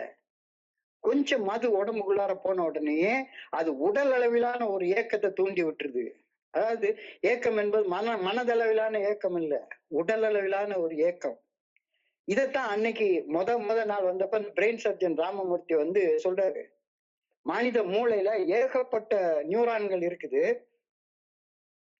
குடிக்கணும்ன்ற எண்ணம் ஏதோ ஒரு உணர்வு தடுமாற்றத்தால தூண்டி விடப்படுகிறது. அந்த மூளையில ஒரு பர்டிகுலர் இடத்துல வந்து ஒரு வைப்ரேஷன் ஒண்ணு உண்டாக ஆரம்பிச்சிருது. அந்த வைப்ரேஷன் வந்து குடிக்கிற செயலை செய்யற வரைக்கும் அடங்கவே அடங்காது மூளையில. எப்படி ஒரு கடல் வந்து ஒரு புயல் சின்னம் உருவானதுக்கு அப்புறமாக அது கடல்ல இருக்கிற வரைக்கும் வலுப்பெற்று வளர்ந்து கொண்டே இருக்கும். வலுப்பெற்று வளர்ந்து கொண்டே இருக்கும். இப்ப கூட நம்ம ஒரு புயல் மெட்ராஸை கடந்து போகுது. அந்த புயல் எவ்வளவு கால அளவு சமுத்திரத்துல மையம் கொண்டிருக்கோ அந்த அளவு காலம் வெறுமனே சும்மா 1 மீட்டர் டயமீட்டர்ல உருவான புயல் கடைசியில் என்ன ஆகுது, 1000 கிலோமீட்டர் விட்டத்துக்கு வளர்ந்து போயிருது. அது மாதிரி மூளையில குடிக்கணும் அப்படின்ற சின்ன சாதாரண ஒரு எண்ணம், அந்த அதிர்வலை குடிக்கிற செயல் செய்யற வரைக்கும் மனுஷனை விட்டவே மாட்டேங்குது. அன்மேனேஜபிலிட்டி. என்னால அதை கட்டுப்படுத்தவே முடியல. சரி கொஞ்சோண்டு போய் குடிச்சிடலாம் அப்படின்னு ஒரே ஒரு 1/4 பாட்டில் குடிக்கலாம் அப்படின்ட்டு தான் நான் போறேன். கடைக்கு போற நேரத்துல அந்த செயலை செஞ்சுட்டா ஒரு தடவை குடிச்சிட்டேன் அப்படின்னு சொன்னா அது உடம்புல வந்துடுது. மனசுல கட்டுப்படுத்த முடியாத இருந்த அந்த தன்மை உடம்புக்கு மாறிடுது. உடம்புக்கு மாறினதுக்கு அப்புறமா ஒரு தடவை குடிச்சதுக்கு அப்புறமா திரும்ப திரும்ப திரும்ப திரும்ப நினைவிழக்கிற வரைக்கும் குடிச்சிடறேன். எந்த அளவு தரம் தாழ்ந்த நிலைக்கு வேணாலும் நான் போயிடுறேன். அப்பதான் அவர் சொன்னாரு, அப்பமே 1935 அந்த நாட்கள்லயே அமெரிக்க மருத்துவ கழகம், அமெரிக்கன் மெடிக்கல் அசோசியேஷன், இத வந்து ஒரு நோய் அப்படின்னு எல்லாரும் ஏற்றுக்கொண்டுட்டாங்க. அந்த நோய்க்கான டெபினிஷனை இந்த ஃபர்ஸ்ட் ஸ்டெப்ல எழுதி இருக்கிறதே அவங்க அமெரிக்கன் மெடிக்கல் அசோசியேஷன் மெடிக்கல் டேர்ம்ஸ்ல இப்படி எழுதியிருக்காங்க. Alcoholism is a physical allergy coupled with a mental obsession resulting in a state of spiritual bankruptcy அப்படின்னு அவங்க அமெரிக்க மருத்துவ கழகத்துல எழுதியிருக்கிறதாக அந்த கேசட்ல அவர் சொல்லியிருந்தாரு. குடி நோய் என்பது உடலுக்கு ஒரு ஒவ்வாமை. அதாவது உடலுக்கு ஒரு ஒவ்வாமைனா கொஞ்சம் குடிச்சா மறுபடியும் உடம்பு வந்து நினைவிழுக்கிற வரைக்கும் நம்மளை குடிக்க வைக்குது. சரி குடிக்காம இருக்கிற நேரத்துல சும்மா இருக்கலாம்ல. குடிக்காம இருக்கிற நேரத்துல குடிக்கிற செயலை பத்தி மட்டுமே சிந்திச்சுக்கிட்டே இருக்குது எப்ப பார்த்தாலும். செக்கு மாட்டு சிந்தனை மாதிரி அந்த சிந்தனை வந்து குடிக்கிறத சுத்தி சுத்தி சுத்தி சுத்தி வந்துகிட்டே இருக்குது. குடிக்கிற செயல் செய்யணும் அப்படின்னு. இந்த குடிக்கிற செயல் செய்யறதற்காக எந்த அளவு தரம் தாழ்ந்த நிலைக்கு போறதுக்கு நான் தயாரா மாறிடுறேன். Over a period of this 20 years, என்னுடைய வாழ்க்கையை பொறுத்தளவு அது 20 வருடங்கள். ஒவ்வொருத்தர் வாழ்க்கைக்கு அது மாறுபட்டு இருக்கலாம். சில பேருக்குலாம் 5 வருஷத்துலயே ரொம்ப மோசமான நிலையை அடைஞ்சிருக்கலாம். சில பேர் வந்து 30 வருஷத்துல அடைஞ்சிருக்கலாம். என் வாழ்க்கையை பொறுத்தளவு அது 20 வருஷம். குடிக்கிற செயல் செய்யறதற்காக எந்த அளவு தரம் தாழ்ந்த நிலைக்குனாலும் போயிடுவேன். வேலை வெட்டி அதெல்லாம் கிடையவே கிடையாது. வேலைக்கு போறதே குடிக்கிறதுக்கு பணம் சம்பாதிக்கிறதுக்காக மட்டும்தான் வேலைக்கே போறது. அந்த அளவுக்கு resulting in a state of spiritual bankruptcy, ஆன்மீக வெறுமை நிலைக்கு கொண்டு வந்து விட்டுருக்கு. இதுதான் நோய். இந்த நோய் வந்து முதல் படியில வந்து தெளிவாக அப்படியே புட்டு வச்சிருக்காங்க. நான் மட்டும் இல்ல, நம்ம எல்லாரும் இங்க இருக்கக்கூடிய அத்தனை பேரும் எல்லாருக்கும் இந்த பிரச்சனை இருக்கிறதுனாலதான் நம்ம இந்த ஃபெலோஷிப்ல இந்த தோழமையில ஒன்னா சேர்ந்திருக்கோம். நான் தனி ஆள் கிடையாது. அதனாலதான் நாம எல்லாருமா சேர்ந்து என்ன செய்ய போறோம்? ஒப்புக்கொள்றோம். வெறுமனே சும்மா வந்துடல, ஒப்புக்கொள்ள போறோம். முதல் படியில நம்ம அந்த செயலை தான் செய்யறோம். அதுதான் வினைச்சொல். Predicate, verb. அந்த சென்டென்ஸ் உடைய வெர்ப். நாம செய்யக்கூடிய செயல் சொல்றது. செய்யப்படு பொருள், சப்ஜெக்ட், ப்ரெடிகேட், ஆப்ஜெக்ட் சொன்ன மாதிரி செய்யப்படு பொருள். முதல் ஸ்டெப்ல 2 செய்யப்படு பொருள், 2 ஆப்ஜெக்ட் சொல்லப்பட்டிருக்கிறது. இந்த 2மே சமமானவை அப்படின்ற உண்மையை குறிக்கிறதுக்காக தான் நடுவுல ஒரு டேஷ் போட்டிருக்குது. we were powerless over alcohol. நாங்கள் மதுவின் முன் சக்தியற்று இருந்தது. Life had become unmanageable. உணர்வுகள் கட்டுப்பாடு இழந்த நிலையில இருந்தது. குடிக்கணும்ன்ற எண்ணம் வந்துட்டா அந்த எண்ணத்தை கட்டுப்படுத்த முடியாது இருந்தது. அன்மேனேஜபிலிட்டி ஆஃப் லைஃப், அன்மேனேஜபிலிட்டி ஆஃப் எமோஷன்ஸ். இந்த நிலையில நான் இருந்தேன் அப்படின்றத ஒப்புக்கொள்ளணும். இதத்தான் இந்த இடத்துல சொல்றாங்க. நான் என்ன பொறுத்தளவுல நான் இதை புரிஞ்சு கொள்றது விதம் எப்படின்னா, நாங்கள் மதுவின் முன் சக்தியற்று இருந்ததை ஒப்புக்கொண்டோம். இது வந்து ஒரு ஸ்டேட்மெண்ட் இல்லை, இது ஒரு ஃபேக்ட், உண்மை. என்னுடைய கடந்த காலத்தை பின்னோக்கி பார்த்து நான் ஒப்புக்கொள்ள வேண்டிய உண்மை. டேஷ், வாழ்க்கை கட்டுப்பாடற்று மாறி போய் இருந்தது. என்னால குடிக்கணும்ன்ற எண்ணம் வந்துட்டா அந்த எண்ணத்தை கட்டுப்படுத்த முடியல. சோ மனசளவுல குடிக்கிற எண்ணத்தை என்னால கட்டுப்படுத்த முடியல, குடிச்சுட்டா குடிக்கிற அளவை என்னால கட்டுப்படுத்த முடியல. இதைத்தான் அந்த முதல் படி பரிந்துரையில ஒப்புக்கொள்ள சொல்லி சொல்றாங்க. ரொம்ப அழகா சொல்றாங்க. இப்போ ஒவ்வொரு மனுஷனும், நம்ம இங்க இருக்கிற அத்தனை பேருமே உங்க வாழ்க்கையில இந்த முதல் படிய எப்படி செயல்படுத்திருக்கீங்க அப்படின்றத கொஞ்ச நேரம் பின்னோக்கி பாருங்க. உன்னுடைய வாழ்க்கையில என்னுடைய ஸ்பான்சர் கேட்ட கேள்வியை நான் மறுபடியும் ஞாபகப்படுத்திக்கிறேன். எனக்கு உன்னுடைய வாழ்க்கையில குடிக்கவே கூடாது, இந்த சூழ்நிலையில குடிச்சிருக்கவே கூடாது அப்படின்ற சூழ்நிலையில குடிச்சிட்டு நினைவிழந்திருக்கியா அப்படின்னு சொல்லி கேட்டார். நான் இப்ப என்னுடைய வாழ்க்கையில நடந்த ஒரு உண்மை நிகழ்ச்சிய நான் உங்ககிட்ட பகிர்ந்து கொள்றேன். 1991 வருஷம் நான் ஏஏல வந்து இணையறதுக்கு முன்னால 6 வருஷத்துக்கு முன்னால எங்க அம்மா தவ போன ஒரு நாள்.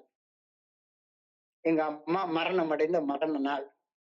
எங்க அம்மா இறக்க போறாங்கன்னு நல்லா தெரியுது. எனக்கு ஒரு டெலிகிராம் வந்துச்சுது, மதர் சீரியஸ், கம் இமிடியட்லி அப்படின்னு சொல்லி ஒரு டெலிகிராம் வந்துச்சுது. அப்ப அந்த காலத்துல செல்போன் எல்லாம் கிடையாது, டெலிகிராம் தான் வரும். டெலிகிராம் வந்தாலும் போய் சேர்றதுக்கு ரொம்ப நேரம் ஆகும். சென்னையில இருந்து திருநெல்வேலி போய் சேர்றதுக்குன்னா ஒரு பஸ்ல தான் டிக்கெட் கிடைச்சிது. அந்த பஸ்ல நானு, என்னுடைய மனைவி, என்னுடைய பையன் 3 பேரும் ஏறி போறோம். மெட்ராஸ்ல எக்மோர்ல ஏறின பஸ் அப்படியே திருநெல்வேலி வரைக்கும் போகுது. எக்மோர்ல ஏறினது அப்பெல்லாம் செங்கல்பட்டு போறதுக்கே 2 மணி நேரம் 3 மணி நேரம் ஆயிடும்.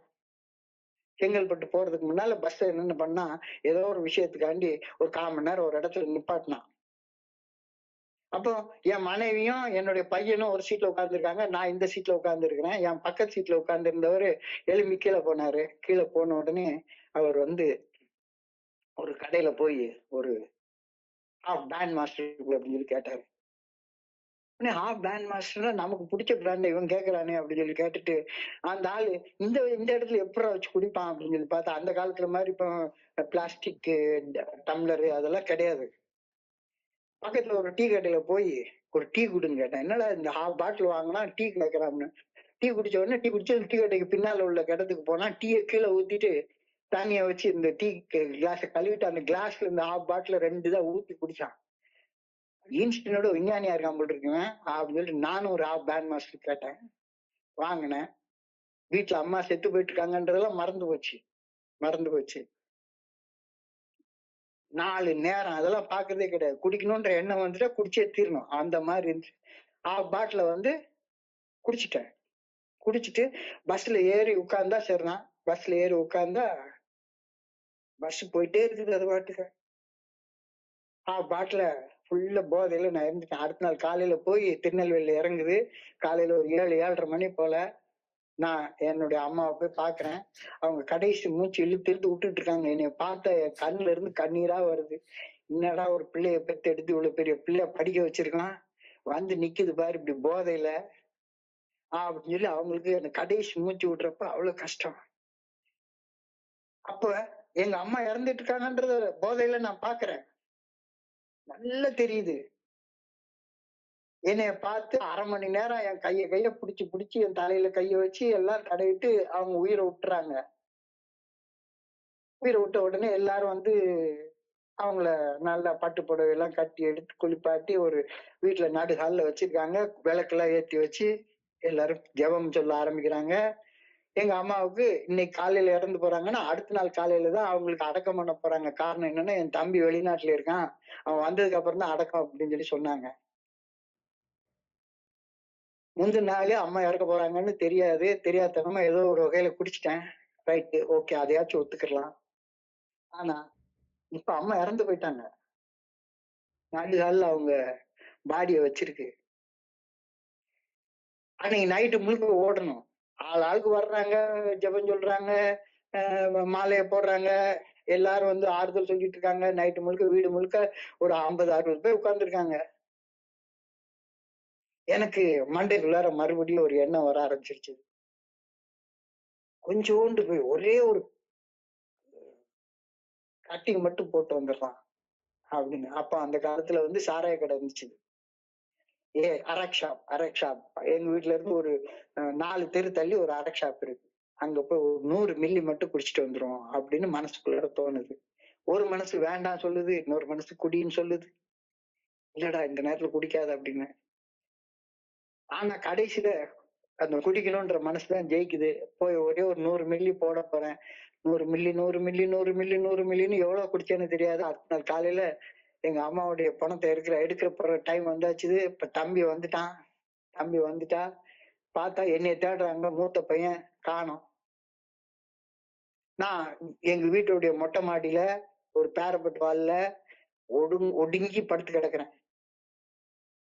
என்னை எழுப்பி கொண்டாந்து அப்படியே அந்த சவ உருவத்துல முழு போதையில நான் போறேன். இந்த நிகழ்ச்சி ஞாபகத்துக்கு வருது. போற வழியில ஒருத்தன் சொல்லிட்டு போறான், இந்த அம்மா வந்து போன ஜென்மத்துல ஏதோ பெரிய பாவம் பண்ணிருக்கணும், பெத்திருக்கு ஒரு பிள்ளை, இப்படி போதையில கடந்து போறான் அப்படின்னு. அது என் காதுல கேக்குது. என்ன பதில் சொல்றதுன்னே தெரியல. நான் 2 பேர் தோல்ல கைய போட்டுட்டு அப்படியே நடந்து போயிட்டே இருக்கிறேன். கடைசியில எங்க அம்மாவையும் அடக்கம் பண்ணியாச்சுது. அடக்கம் பண்ணதுக்கு அப்புறமா நல்ல தெரியும், வந்து ரிவர்ட் அடிச்சாங்கன்னா தாங்க முடியாது. தப்பிக்கிறது எப்படி? உடனே இன்னொரு மனசு சொல்லுது, ஒரு 100 மில்லி சாராயத்தை குடிச்சுட்டா தப்பிச்சிடலாம், அவ்வளவுதானே. இதுதான் நோய். We admitted we were suffering from the disease of alcoholism. இதைத்தான் முதல் படியில ஒப்புக்கொள்றோம். இதைத்தான் அன்னைக்கு புரிஞ்சுது. மண்டையில ஒரு பல்ப் எரியுது. ஏன் நான் வந்து இவ்வளவு காலமா என்னால குடியில இருந்து போராடி பார்த்தோம், நான் வெளியே வர முடியாது, அப்படி முடியாததுக்கு என்ன காரணம் அப்படின்னு சொல்லி பார்த்தா, நான் ஒரு குடி நோயாளி அப்படின்னு நான் ஒப்புக்கொள்ளவே இல்லை.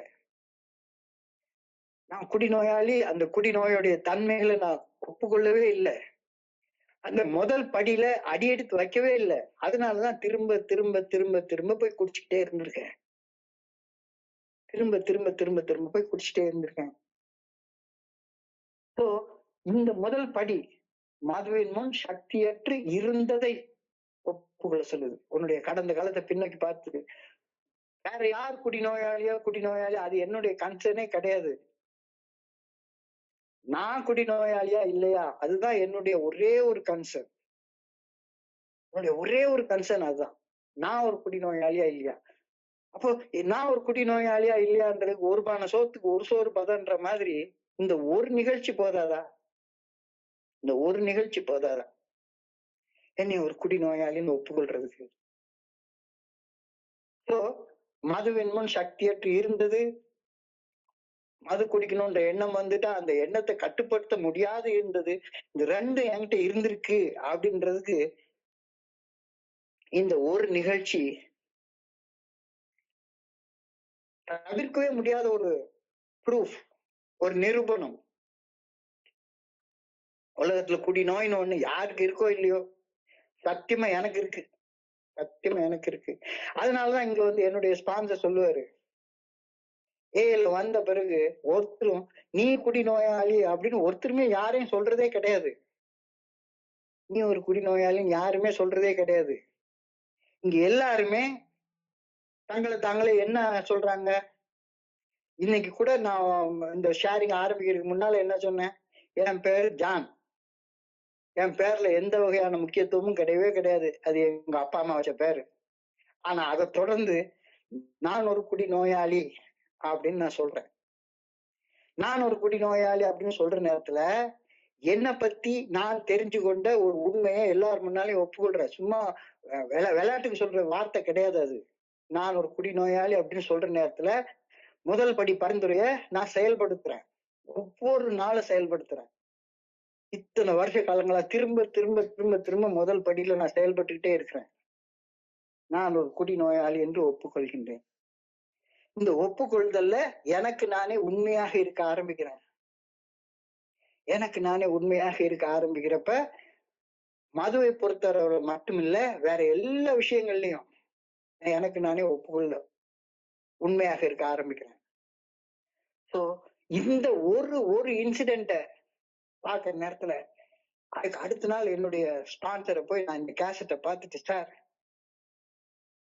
எவ்வளவு ஒரு ஆழமான ஒரு உண்மை இது சொல்லுது, உண்மையிலே நன்றி சார் அப்படின்ட்டு என்னைய கூட்டிட்டு வந்து மீட்டிங்ல வந்தவர்கிட்ட கேட்டேன், நான் என்ன செய்யணும், நான் என்ன செய்யணும்? அப்பதான் சொன்னாரு, நீ வர்றேன்னா சொல்லு, 90 நாளைக்கு நான் மீட்டிங்க்கு நான் கூட்டிட்டு வரேன். 90 நாள் 90 மீட்டிங்க்கு வா. 90 நாள் திரும்ப திரும்ப திரும்ப திரும்ப திரும்ப நான் ஒரு குடி நோயாளி அப்படின்ற உண்மைய ஒப்புக்கொண்டுகிட்டே இரு. வேற யாருக்காகவும் இல்ல, உனக்காக, உன் வாழ்க்கை நல்லா இருக்கணுன்றதுக்காக நான் உன்னை கூட்டிட்டு வரேன் அப்படின்னாரு. அப்பதான் ஃபர்ஸ்ட் டே நான் சொன்னேன், சார் ரொம்ப நன்றி, இனிமே நான் வர்றேன் இந்த மீட்டிங்க்கு, நான் இந்த மீட்டிங் நான் வர்றேன். 90 நாள் 90 மீட்டிங் நான் வருவேன்.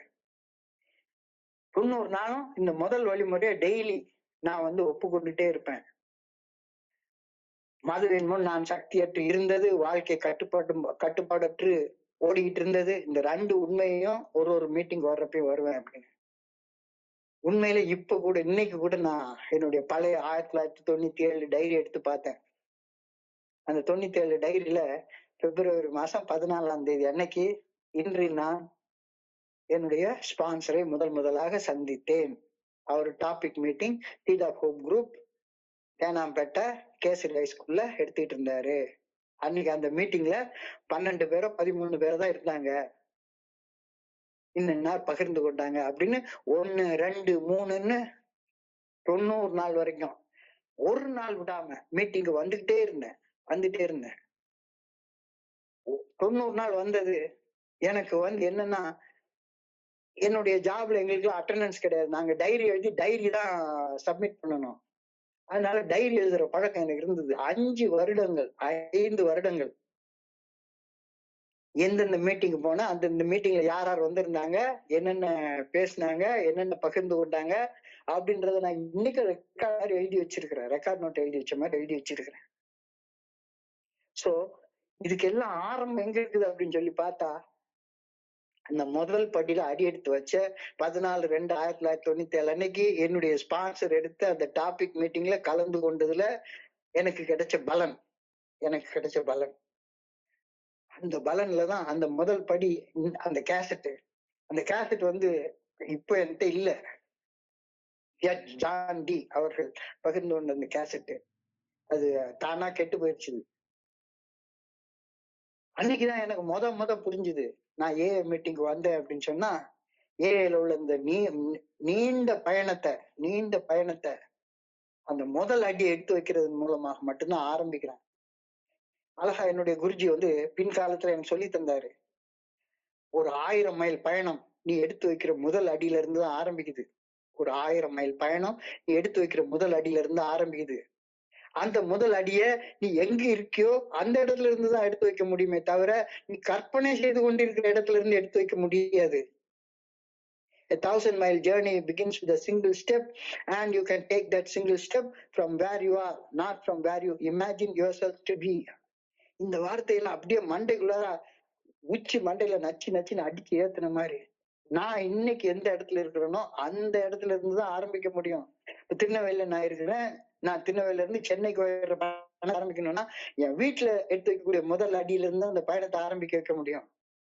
திருச்சியில இருந்து ஆரம்பிக்க முடியாது. நான் கற்பனை செய்துகிட்டு இருக்க இடத்துல இருந்து என்னுடைய பயணத்தை ஆரம்பிக்க முடியாது. நான் எந்த நிலைமையில இருக்கிறேனோ அந்த நிலைமையில இருந்துதான் இந்த முதல் அடி எடுத்து வைக்கணும். இந்த ஃபர்ஸ்ட் ஸ்டெப் எடுத்து வைக்கணும். இந்த ஃபர்ஸ்ட் ஸ்டெப் ஒப்புக்கொள்தல். ஒப்புக்கொள்தல். அப்பதான் எனக்கு புரிய ஆரம்பிச்சது, நான் வெறுமன குடி நோய்னா குடிக்கு மட்டும் இல்ல, வேற பல வகையான செயல் அடிமைத்தனங்களுக்கு அடிமைப்பட்டு போன ஒரு அடிக்ட்.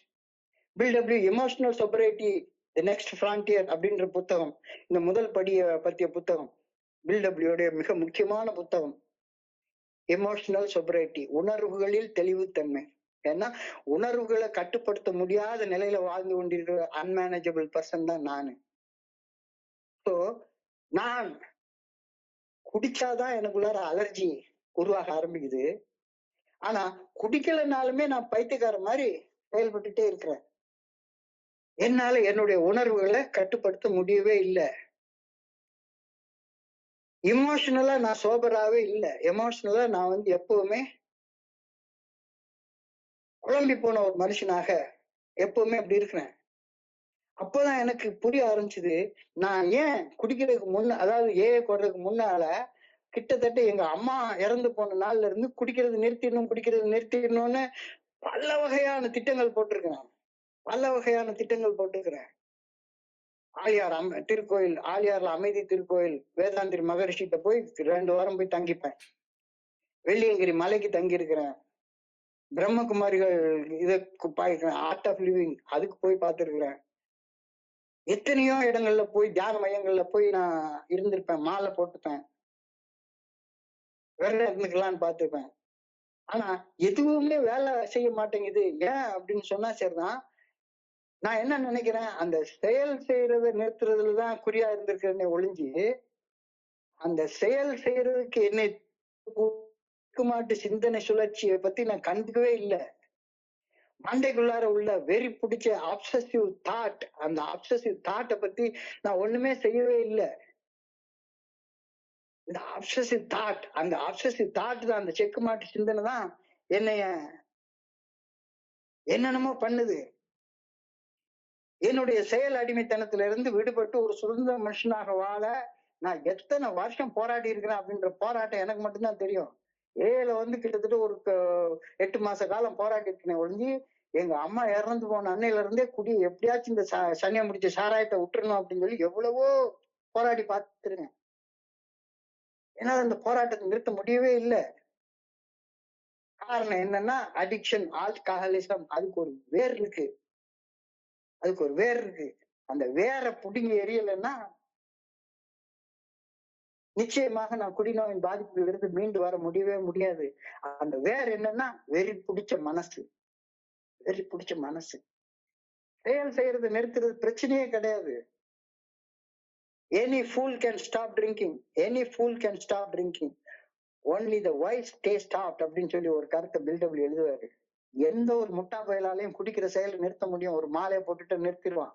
ஆனா தெக்கு மாட்டு சிந்தனை சுழற்சின்னு குடியை சுத்தியே வந்துட்டு ஒரு சிந்தனை, அந்த சிந்தனை சுழற்சியை நிறுத்தாத வரைக்கும் நீ குடிக்கலைன்னா குடிக்கார மாதிரியே நடந்துட்டு இருப்படா.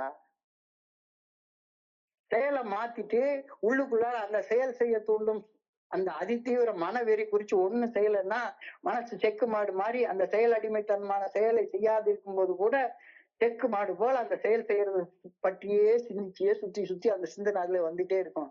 Life had become unmanageable. Life had become unmanageable. குடிக்கல. ஆனா என்னுடைய சிந்தனை எங்க இருக்கு, அந்த குடியை சுத்தி சுத்தி சுத்தி சுத்தி வந்துட்டே இருக்கு, பாட்டில சுத்தி சுத்தி வந்துட்டே இருக்கு. ஸோ செயல் அடிமைத்தனமாக செயல்படுறதுல இருந்து ஒரு வகையான கட்டாயத்துல விலகி இருந்தாலும் கூட சிந்தனை அந்த செயல் அடிமைத்தனத்தை சுத்தி சுத்தி தான் வந்துகிட்டே இருக்குது. அதுதான் அந்த mental obsession. Life had become unmanageable. என்னால் அந்த உணர்வுகள் தடுமாற்றத்தை கட்டுப்படுத்தவே முடியல.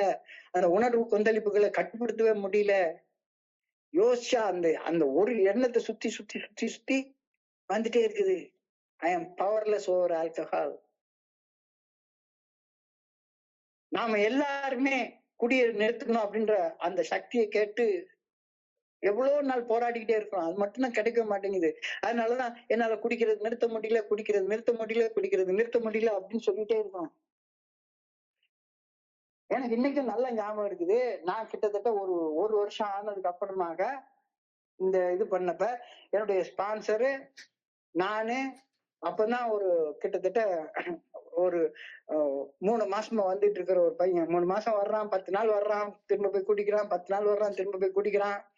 அப்போ வந்து கோடம்பாக்கம் அந்த வெல்கம் குரூப்ல உள்ள ஒரு இடத்துல மீட்டிங் அட்டன் பண்ணிட்டு டீ கடையில வந்து பேசிட்டு இருக்கோம். பேசிட்டு இருக்கிறப்ப என்னுடைய ஸ்பான்சர்ட்ட இந்த பையன் கேக்குறான், சார் குடிக்காம இருக்க முடியவே முடியல, குடிக்காம இருக்க முடியவே முடியல அப்படின்னு சொல்லி கேக்குறான். உடனே இவர் திருப்பிட்டு அவன்கிட்ட ஒரு கேள்வி கேட்கிறாரு என்னுடைய ஸ்பான்சரு, குடிக்காம இருக்க என்னப்பா செய்யணும் அப்படின்னு சொல்லி கேக்குறாரு. சார் அது தெரிஞ்சா நான் உங்ககிட்ட ஏன் சார் கேக்குறேன், குடிக்காம இருக்க என்ன செய்யணும்னு தெரியவே இல்லையே சார், என்னால குடிக்காம இருக்க முடியவே இல்லையே சார் அப்படின்னு சொல்லி அவன் சொல்றான். உடனே இவர் திரும்பியும் கிடைக்காம, குடிக்காம இருக்க என்னப்பா செய்யணும் எளிமையா சொல்லுப்பா அப்படின்னு சொல்லி கேக்குறாரு. அவன் திரும்பவும் அது தெரியாம தானே சார் நான் போராடிட்டு உட்கார்ந்துருக்கேன் அப்படின்னு சொல்லி அவன் சொல்றான். ஒரு 5 நிமிஷம் இப்படியே பேசிட்டே இருக்கிறப்ப அவனுக்கு கிட்ட கொஞ்சம் கோவம் வந்துருச்சுது. சார் தெரியலன்னு கேட்டா நீங்க என்கிட்டயே கேள்வி கேட்டுட்டே இருக்கிறீங்க, தெரியல சார் பதில் சொல்லுங்க சார், குடிக்காம இருக்க என்ன சார் செய்யணும் அப்படின்னு சொல்லி அவன் கேக்குறான். உடனே என்னுடைய ஸ்பான்சர் சொன்னாரு, நிதானமா சொன்னாரு, குடிக்காம இருக்க குடிக்காம இருக்கணும் அப்படின்னாரு. அவனுக்கு மண்டையெல்லாம் வெறி பிடிச்ச மாதிரி கோவம் வந்து, சார் என்ன கிண்டலா பண்றீங்க, இந்த கல் எடுத்து உன் மண்டைய பேத்துருவேன், உடைச்சிருவேன், விளையாட்ட காட்டுறீங்க, ஒரு சாதாரணமா ஒரு மனுஷன் கேட்டான்னா பதில் சொல்றதுக்கு இல்லாம இந்த மாதிரி என்னை கிண்டல் பண்ணிட்டு உட்கார்ந்து இருக்கீங்க அப்படின்னு அவனுக்கு வெறித்தனமா கோவம் வந்துருச்சு. உடனே அப்பதான் ஒரு வார்த்தையை சொன்னாரு, "இங்க பாருப்பா, உன் மண்டைக்குள்ள குடிக்கணும் குடிக்கணும் குடிக்கணும் குடிக்கணும்னு ஒரு அதிதீவிர மன வெறி பிடிச்ச எண்ணம் இருக்குது. அந்த எண்ணத்தை உன்னால மேனேஜ் பண்ண முடியல, அந்த எண்ணத்தை உன்னால கட்டுப்படுத்த முடியல. அந்த கட்டுப்படுத்த முடியாத அந்த நிலையத்தானே குடிக்காம இருக்க முடியல குடிக்காம இருக்க முடியல அப்படின்னு சொல்லி சொல்ற. அந்த வெறி பிடிச்ச எண்ணத்தை கட்டுப்படுத்தணும்னா குடிக்காம இருந்தா மட்டும்தானப்பா அதை கட்டுப்படுத்த முடியும். உடல் அளவுல குடிக்காம இருந்தா மட்டும்தானே அந்த எண்ணத்தை கட்டுப்படுத்துறதை பத்தி யோசிக்கவாச்சும் முடியும். அந்த எண்ணத்தை கட்டுப்படுத்த முடியலையே முடியலையே முடியலையேன்னு போய் குடிச்சுட்டா, குடிக்காம இரு, ஒரு 90 நாள் இரு அப்படின்னு என்னை கையை காட்டி சொன்னாரு. இவனும் அப்படித்தான் பண்ணிக்கிட்டே இருந்தான். இப்ப பாரு, கிட்டத்தட்ட ஒரு வருஷம் வந்து தொடர்ந்து வந்துட்டு இருக்கிறான். இப்ப அந்த எண்ணம் தானா கட்டுப்பாட்டுக்குள்ளார வருது. அப்ப மனசளவுல வெறி பிடிச்ச குடிக்கணும் அப்படின்ற எண்ணம், அதை கட்டுப்படுத்த முடியாத அந்த அன்மேனேஜபிள் ஸ்டேட்ல நாம இருக்கிறப்ப, உடல் அளவுல ஒரு நாள் அடிப்படையில குடிக்கிறதுல இருந்து விலகி வந்தா மேக்சிமம் போன ஒரு 90 நாள்ல அந்த எண்ணம் வந்து தானா கட்டுப்பாட்டுக்குள்ளார வந்துரும். ஆனா அந்த 90 நாள் குடிக்காம இருக்கிறதுக்கான சப்போர்ட் சிஸ்டம்னா இந்த மீட்டிங், ஒரு எக்ஸ்டர்னல் சப்போர்ட் சிஸ்டம். 90 நாள் அதுக்கு அப்புறமாக நீ வந்து 1வது படியில இருந்து 2வது படிக்கு போனோம், 2வது படியில இருந்து 3வது படிக்கு போனோம், 3, 4, 5, 6, 7, 8, 9, 10, 11, 12ன்னு ஏறி போயிட்டே இருக்கணும். இதை கட்டுப்படுத்த முடியல கட்டுப்படுத்த முடியல அப்படின்னு சொல்லிட்டு போய் திரும்ப திரும்ப குடிச்சிட்டு இருந்தேன்னா, சறுக்கி சறுக்கி கீழே விழுந்து விழுந்து விழுந்து விழுந்து உலகம் உன்னை என்னன்னு சொல்லுவோம், இவனுக்கு என்ன பைத்தியங்கிட்டும் பிடிச்சு போச்சா, செஞ்சதே திருப்பி திருப்பி செஞ்சுக்கிட்டு முடியல முடியல முடியலன்னுட்டே இருக்கிறானே. ஆமா, அதுதான் நோய், அதுதான் நோய். அந்த நோயைத்தான் 1வது படியில நம்ம ஒப்புக்கொள்றோம். அப்படியே படிச்சுன்னு அடிச்ச மாதிரி சொல்லுது, செக்கு மாட்டு சிந்தனை, செக்கு மாட்டு சிந்தனை. செயல் செய்யறத மாத்திட்டு உள்ளுக்குள்ளார அந்த செயல் செய்ய தூண்டும் அதிதீவிர வெறி குறிச்சு, ஆப்சஷன் குறிச்சு ஒண்ணும் செய்யாமடா என்னுடைய அந்த ஆல்கஹாலிக் மைண்ட், அடிக்டிவ் மைண்ட் செக்கு மாடு மாதிரி அந்த செயல் அடிமைத்தனமான செயல் செய்யறத குறிச்சு செக்கு மாடு போல அதையே சுத்தி சுத்தி சுத்தி சுத்திதான் வந்துகிட்டே இருக்கும்.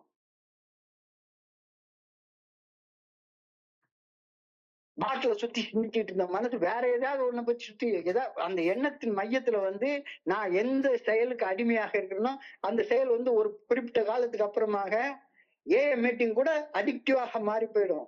ஏஐ மீட்டிங் கூட ஒரு அடிமையை மாதிரி வந்துட்டு இருக்காத. உன்னை சுதந்திர மனுஷனாக மாத்துறதுக்காக பரிந்துரைக்கப்பட்ட இந்த செயல் திட்டத்தை மறுபடியும் அடிமை மாதிரி அதையே குறிச்சு என்ன பேசணும் என்ன செய்யணும் இப்படியே யோசிச்சுட்டே இருந்தேன்னா பைத்தியம் முடிச்ச மாதிரி ஆயிடாதாப்பா. ஒரு செயல் அடிமையானவன் தான் செய்யும் அந்த செயல் குறித்த ஒரு வகையான மன வெறியோட அந்த செய்யறது குறிச்ச எண்ணத்தை மனசுல ஒரு மையத்துல வச்சு அதனை சுத்தி சுத்தி சுத்தி சுத்தி ஒரு செக்கு மாடு போல சிந்திச்சுக்கிட்டே இருக்கிறான். வேற எதுவுமே தோணாது அவனுக்கு, வேற எதுவுமே தோணாது. இந்த மன ஊனம், அப்சஷன், கட்டுப்படுத்த முடியாத மன வெறி. உடம்பில் உள்ள ஊனம் மோசமானதுதான், ஒரு கை இல்லைன்னா கஷ்டம்தான். ஆனா உடம்புல உள்ள ஊனம் எவ்வளவு கஷ்டமானதோ அதற்கு இணையான கஷ்டம் மனசுல உள்ள இந்த மன வெறி, அது உண்டாக்கக்கூடிய ஊனம், அது உனக்கு கொடுக்கும் அப்படின்ற கருத்தை தெளிவாக புரிஞ்சிட்டாங்க, புரிய வச்சாரு அன்னைக்கு. So how do I get the strength to quit my addiction and my addictive behavior? தெக்கு மாடு மாதிரி ஒரே சிந்தனையை சுத்தி சுத்தி சுத்தி சுத்தி ஏதாச்சும் ஒரு சிந்தனை, அந்த சிந்தனைய சிந்திக்க ஆரம்பிச்சிட்டேன்னா என் மனசு வந்து அதை சுத்தி சுத்தி சுத்தி தான் சிந்திச்சுக்கிட்டே இருக்குது. So life had become unmanageable. கடைசியா சொன்னோம்னா என்னுடைய ஸ்பான்சர் வந்து அழகா சொல்லுவாரு, கடைசி காலம் ஒவ்வொருத்தனுடைய குடி வாழ்க்கையில என்ன பிரச்சனை இருக்கு, கடைசியில அவனுக்கு குடிச்சாலும் நிம்மதியா இருக்க முடியல, குடிக்கலனாலும் நிம்மதியா இருக்க முடியல. அதுதான் ஸ்டேஜ். கடைசி ஸ்டேஜ் என்ன, இந்த ஃபர்ஸ்ட் ஸ்டேஜ்ல குடிச்சாலும் என்னால நிம்மதியா இருக்க முடியல, குடிக்கலனாலும் என்னால நிம்மதியா இருக்க முடியல.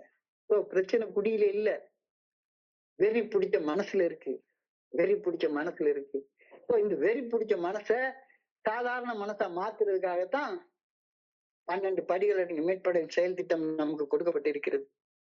இந்த செயல் திட்டத்தை வாழ்க்கையாக வாழ்றதன் மூலமாக நாம வந்து சாதாரண மனநிலையில திரும்ப வந்து சேர்றோம். உடம்புல குடிய தாங்கிக்க சக்தி இல்லைன்னு வெளிப்படையா தெரியுது. கொஞ்ச காலத்துல மனசுல இருக்கக்கூடிய மனவெறிய கட்டுப்படுத்துற சக்தி இல்ல அப்படிங்கிறதும் தெரியுது, காலத்தின் ஓட்டத்துல தெளிவா தெரிய வருகிறது. அப்ப சக்தி இல்லாத உடம்பையும் கட்டுப்படுத்த முடியாத மனவெறி பிடிச்ச மனசையும் வச்சுக்கிட்டு நிம்மதியா வாழ முடியாதுதானே. இந்த கட்டுப்படுத்த முடியாத மனவெறி குடிச்சுட்டா, குடிக்கிற அளவை கட்டுப்படுத்த முடியாத உடம்பு, இது ரெண்டையும் வச்சுக்கிட்டு தான் நான் பாடா பட்டுட்டு இருக்கேன். அப்ப ஏன் ஃபெலோஷிப்குள்ளார வர்றப்ப எனக்கு அது இந்த ரெண்டையும் கட்டுப்படுத்துறது முடியாத ஒரு காரியமாக எனக்கு தோணுது. It seems an impossible task. It seemed that we will never get that strength to control the obsessive mind. முடியவே முடியாது அப்படின்னு தான் தோணுது. மனசை கட்டுப்படுத்துவது அறவே முடியாத ஒரு காரியமாக ஆரம்பத்துல தோணுது. ஆனா கட்டுப்பாடு எங்க இருந்து ஆரம்பிக்கிறது, இந்த மனசை கட்டுப்படுத்த முடியல அப்படின்ற அந்த சக்தியற்ற தன்மைய ஒப்புக்கொள்றதுல இருந்து ஆரம்பிக்குது. 1வது படியில இருந்து ஆரம்பிக்குது. 1வது படிக்கு போகாம 2வது படிக்கு போக முடியாது, 2வது படிக்கு போகாம 3வது படிக்கு போக முடியாது, 12வது படிய கனவுல கூட பார்க்க முடியாது. அப்ப இந்த இடத்துல என்ன வருது, என்ன போலவே இந்த மாதிரி வெறி பிடிச்ச மனசை கட்டுப்படுத்த முடியாத வாழ்ந்த ஏய தோழமையின் நண்பர்கள் தாங்கள் வாழ்ந்ததா சொல்ற அந்த கட்டுப்பாடற்ற வாழ்க்கைக்கு எதிர்மாறான வாழ்க்கை இன்னைக்கு வாழ்ந்துட்டு இருக்கிறத கண்ணால பாக்குறோம் தானே. அப்ப இந்த தோழமையில உள்ள பெரிய நல்ல விஷயம் என்னன்னா, என்னால இப்ப முடியலன்னு தோன்றத முடிச்சு காட்டி இருக்கிற பல மூத்த நண்பர்களை இங்க நான் பாக்குறேன். அவங்களால முடியும்னா என்னாலே முடியும், அவங்களால முடியும் அப்படின்னா என்னாலே இதை முடியும். அப்ப அவங்க கிட்ட போய் கேக்குறேன், நீங்க என்ன செஞ்சீங்க அப்படின்னு சொல்லி கேக்குறேன். அப்ப என்னுடைய ஸ்பான்சர் அழகா, அவர் எப்பவுமே பிக் புக் எடுத்து வெறுமனை கோடு போட்டே வச்சிருப்பாரு புத்தகத்துல, வெறுமனை அந்த பிக் புக் முழுக்க கோடு கோடா போட்டு வச்சிருப்பாரு. அந்த இடத்துல வந்து இந்த 12 படிகள் அடங்கிய மீட்படையும் செயல் திட்டத்துக்கு முன்னால எழுதப்பட்டிருக்கிற வார்த்தைய அவர் அழகா காட்டுவாரு. These are the steps we took which are suggested as a program of recovery. இதோ நாங்கள் பின்பற்றிய வழிமுறைகள், இதோ நாங்கள் பின்பற்றிய வழிமுறைகள். குடிநோயிலிருந்து மீளணும்னா நீயும் இந்த வழியை குடிநோயிலிருந்து மீளணும்னா நீ இந்த வழியை பின்பற்றலாம். We see old members who have found the power we are looking for. நான் என்ன சக்தியை எதிர்பார்த்துட்டு இருக்கிறேனோ அந்த சக்தியை பெற்று அடைந்து வாழ்ந்து கொண்டிருக்கக்கூடிய மனிதர்களை பாக்குறேன். சோ வர்றது எதற்காக? சக்தி இல்லாத எனக்கு சக்தி பெற்றுக்கொள்ளக்கூடிய ஒரு இடமாக இந்த ஏஏ தோழமை இருக்குது. என்ன போலவே கஷ்டப்பட்ட ஒரு குடிநோயாளி இன்னைக்கு என் கண்ணு முன்னாலேயே வாழ்வாங்கு வாழ்றத பாக்குறப்ப எனக்கு நம்பிக்கை வருது, எனக்கு நம்பிக்கை வருது. அந்த மனிதர்கிட்ட இருக்கிறது எனக்கும் வேணும்னு தோணுது. அவர் வாழ்ற வாழ்க்கை எனக்கு வேணும்னா அவர் என்ன செஞ்சாரோ அதை நான் செய்யணும் தானே. 1939ஆம் ஆண்டு இறுதியில குடிநோயால பாதிக்கப்பட்டு 100 குடிநோயாளிகள் பெரிய புத்தகம் அப்படின்ற ஒரு புத்தகத்தை எழுதுறாங்க. வாழ்றதற்கு என்ன வழிமுறைங்கிறத சொல்ற புத்தகம். அந்த ப்ராசஸ், அந்த ப்ரோக்ராம சாதாரண குடிநோயாளியாக எனக்கு புரியும்படி தெளிவாக விளக்கி சொல்லக்கூடிய ஒரு புத்தகம். 12 படிகள் அடங்கிய மீட்படையும் செயல் திட்டத்தை பெரிய புத்தகத்துல பரிந்துரைக்கக்கூடிய அந்த வார்த்தை, பரிந்துரைக்க முன்னால எழுதப்பட்டிருக்கிற வார்த்தை தான் இந்த வார்த்தை. These are the steps we took which are suggested as a program of recovery. முதல் 100 குடிநோயாளிகளும் தங்கள் வாழ்க்கையில் மாற்றம் கொண்டு வந்த செய்திகளை தொகுத்து கொடுத்து ஒரு செயல் திட்டமாக கொடுத்திருக்கிறாங்க. அந்த செயல் திட்டத்துடைய முதல் படி அதை புரிஞ்சு கொள்ளலைன்னா வேற படிக்கு நான் ஏறி போகவே முடியாது, ஒரே வழியாதான். ஏஏ வழின்னா என்ன? இப்ப அழகா அந்த ரெஸ்பான்சிபிலிட்டி பிளட்ஜ் அப்படின்னு சொல்றாங்க. எப்போதாவது யாராவது எங்காவது உதவி வேண்டி கரங்களை நீட்டினால் அங்கே ஏஏ தோழமையின் உதவி கரங்கள் இருக்க வேண்டும் என்பது என்னவா? அதற்கு நான் பொறுப்பாளி. இப்ப ஏஏ தோழமையின் உதவி கரங்கள்னா என்னது? ஏஏ தோழமைக்கு 2 கரங்கள் தான் இருக்கு. ஒண்ணு வழிமுறைகள், இன்னொன்னு கோட்பாடுகள். 2 கரங்கள் தான் இருக்குது. 12 steps and 12 traditions. அதுதான் பாதை. பாதை வகுத்த பின்பு பயந்த லாபம், அதில் பயணம் நடத்திவிடு மறைந்திடும் பாவம். ஒண்ணுமே இருக்காது. பாதையில பயணிக்காத வரைக்கும் உன்னுடைய மன கவலையும் குற்ற உணர்ச்சியும் போகவே போகாது. அப்ப எனக்காக வகுத்து வச்சிருக்கிற பாதையில எனக்காக என் ஸ்பான்சர் நடக்க முடியுமா? அந்த பாட்டில அழகா ஒரு வரி வரும், எனக்காக நீ அழலாம் இயற்கையில் நடக்கும், நீ எனக்காக உணவு உண்ண எப்படி நடக்கும்? நமக்கென்று பூமியிலே கடமைகள் உண்டு, அதை நமக்காக நம் கையால் செய்வது நன்று. இது ரொம்ப ஒரு ஆழமாக புரிஞ்சு கொள்ளணும். இந்த ஃபர்ஸ்ட் ஸ்டெப்பை எனக்காக நான் தான் செய்யணும். ஃபர்ஸ்ட் ஸ்டெப்ல செயல்படணும். ஒவ்வொரு நாளும் செயல்படணும். குடிநோய் அது ஒரு குணப்படுத்த முடியாத ஒரு நோய். ஆனா அந்த பாதிப்புகளை ஒரு நாள் அடிப்படையில கட்டுப்படுத்ததான் முடியும்.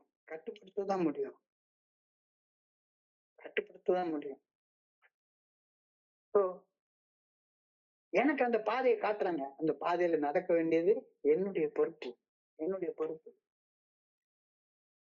நாம் குடிநோயிலிருந்து குணமடைய முடியவே முடியாது. நமக்கு கொடுக்கப்பட்டிருக்கிறதெல்லாம் ஒரு நாள் அடிப்படையில நம்முடைய ஆன்மீக நிலையை பராமரித்துக் கொள்வதன் மூலமாக இன்னைக்கு ஒரு நாள் தெளிவோட வாழ்ந்து கொள்ளலாம். அதாவது இந்த ஃபர்ஸ்ட் ஸ்டெப்பை படிக்கிறப்ப ஒரு விஷயத்தான் தெளிவா புரிஞ்சு கொள்றேன். குடி நோயாளி அப்படின்னு நான் என்ன ஒப்புக்கொள்றப்ப அந்த ஒப்புக்கொள்ற வேலையை தான் முதல் ஸ்டெப்ல செய்யறேன். இந்த முதல் ஸ்டெப்ல குடி நோயாளி நான் ஒப்புக்கொள்றப்ப குடி நோயின் தன்மைகளையும் சேர்த்துதான் நான் ஒப்புக்கொள்றேன்.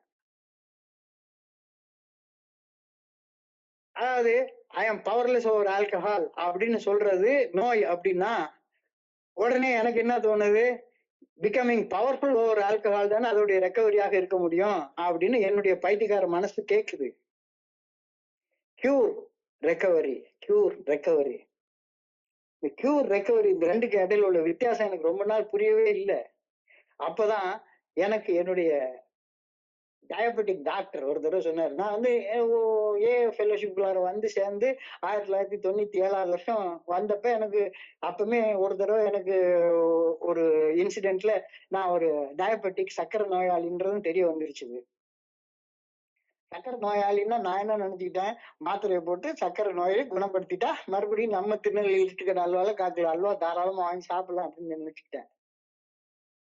அந்த என்னுடைய ரத்த சர்க்கரை அளவு கட்டுப்பாட்டுக்குள்ளார வச்சுக்க முடியாத காரணத்தினால ஒரு பர்டிகுலர் டைம்ல என்ன ஆயிடுச்சுது, என் கால்ல ஒரு புண்ணு வந்துச்சு.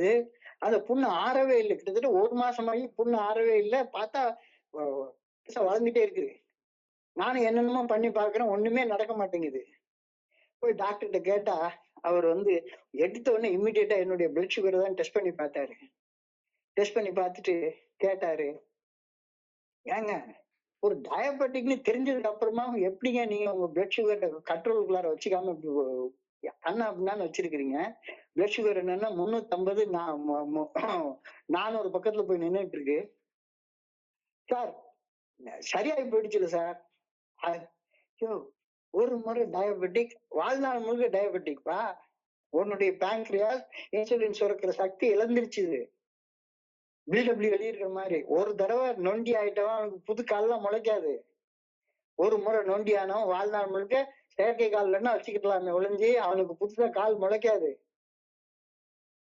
அது மாதிரி மதுவின் முன் ஒரு தடவை சக்தி இழந்துட்டேன்னா இழந்ததான்.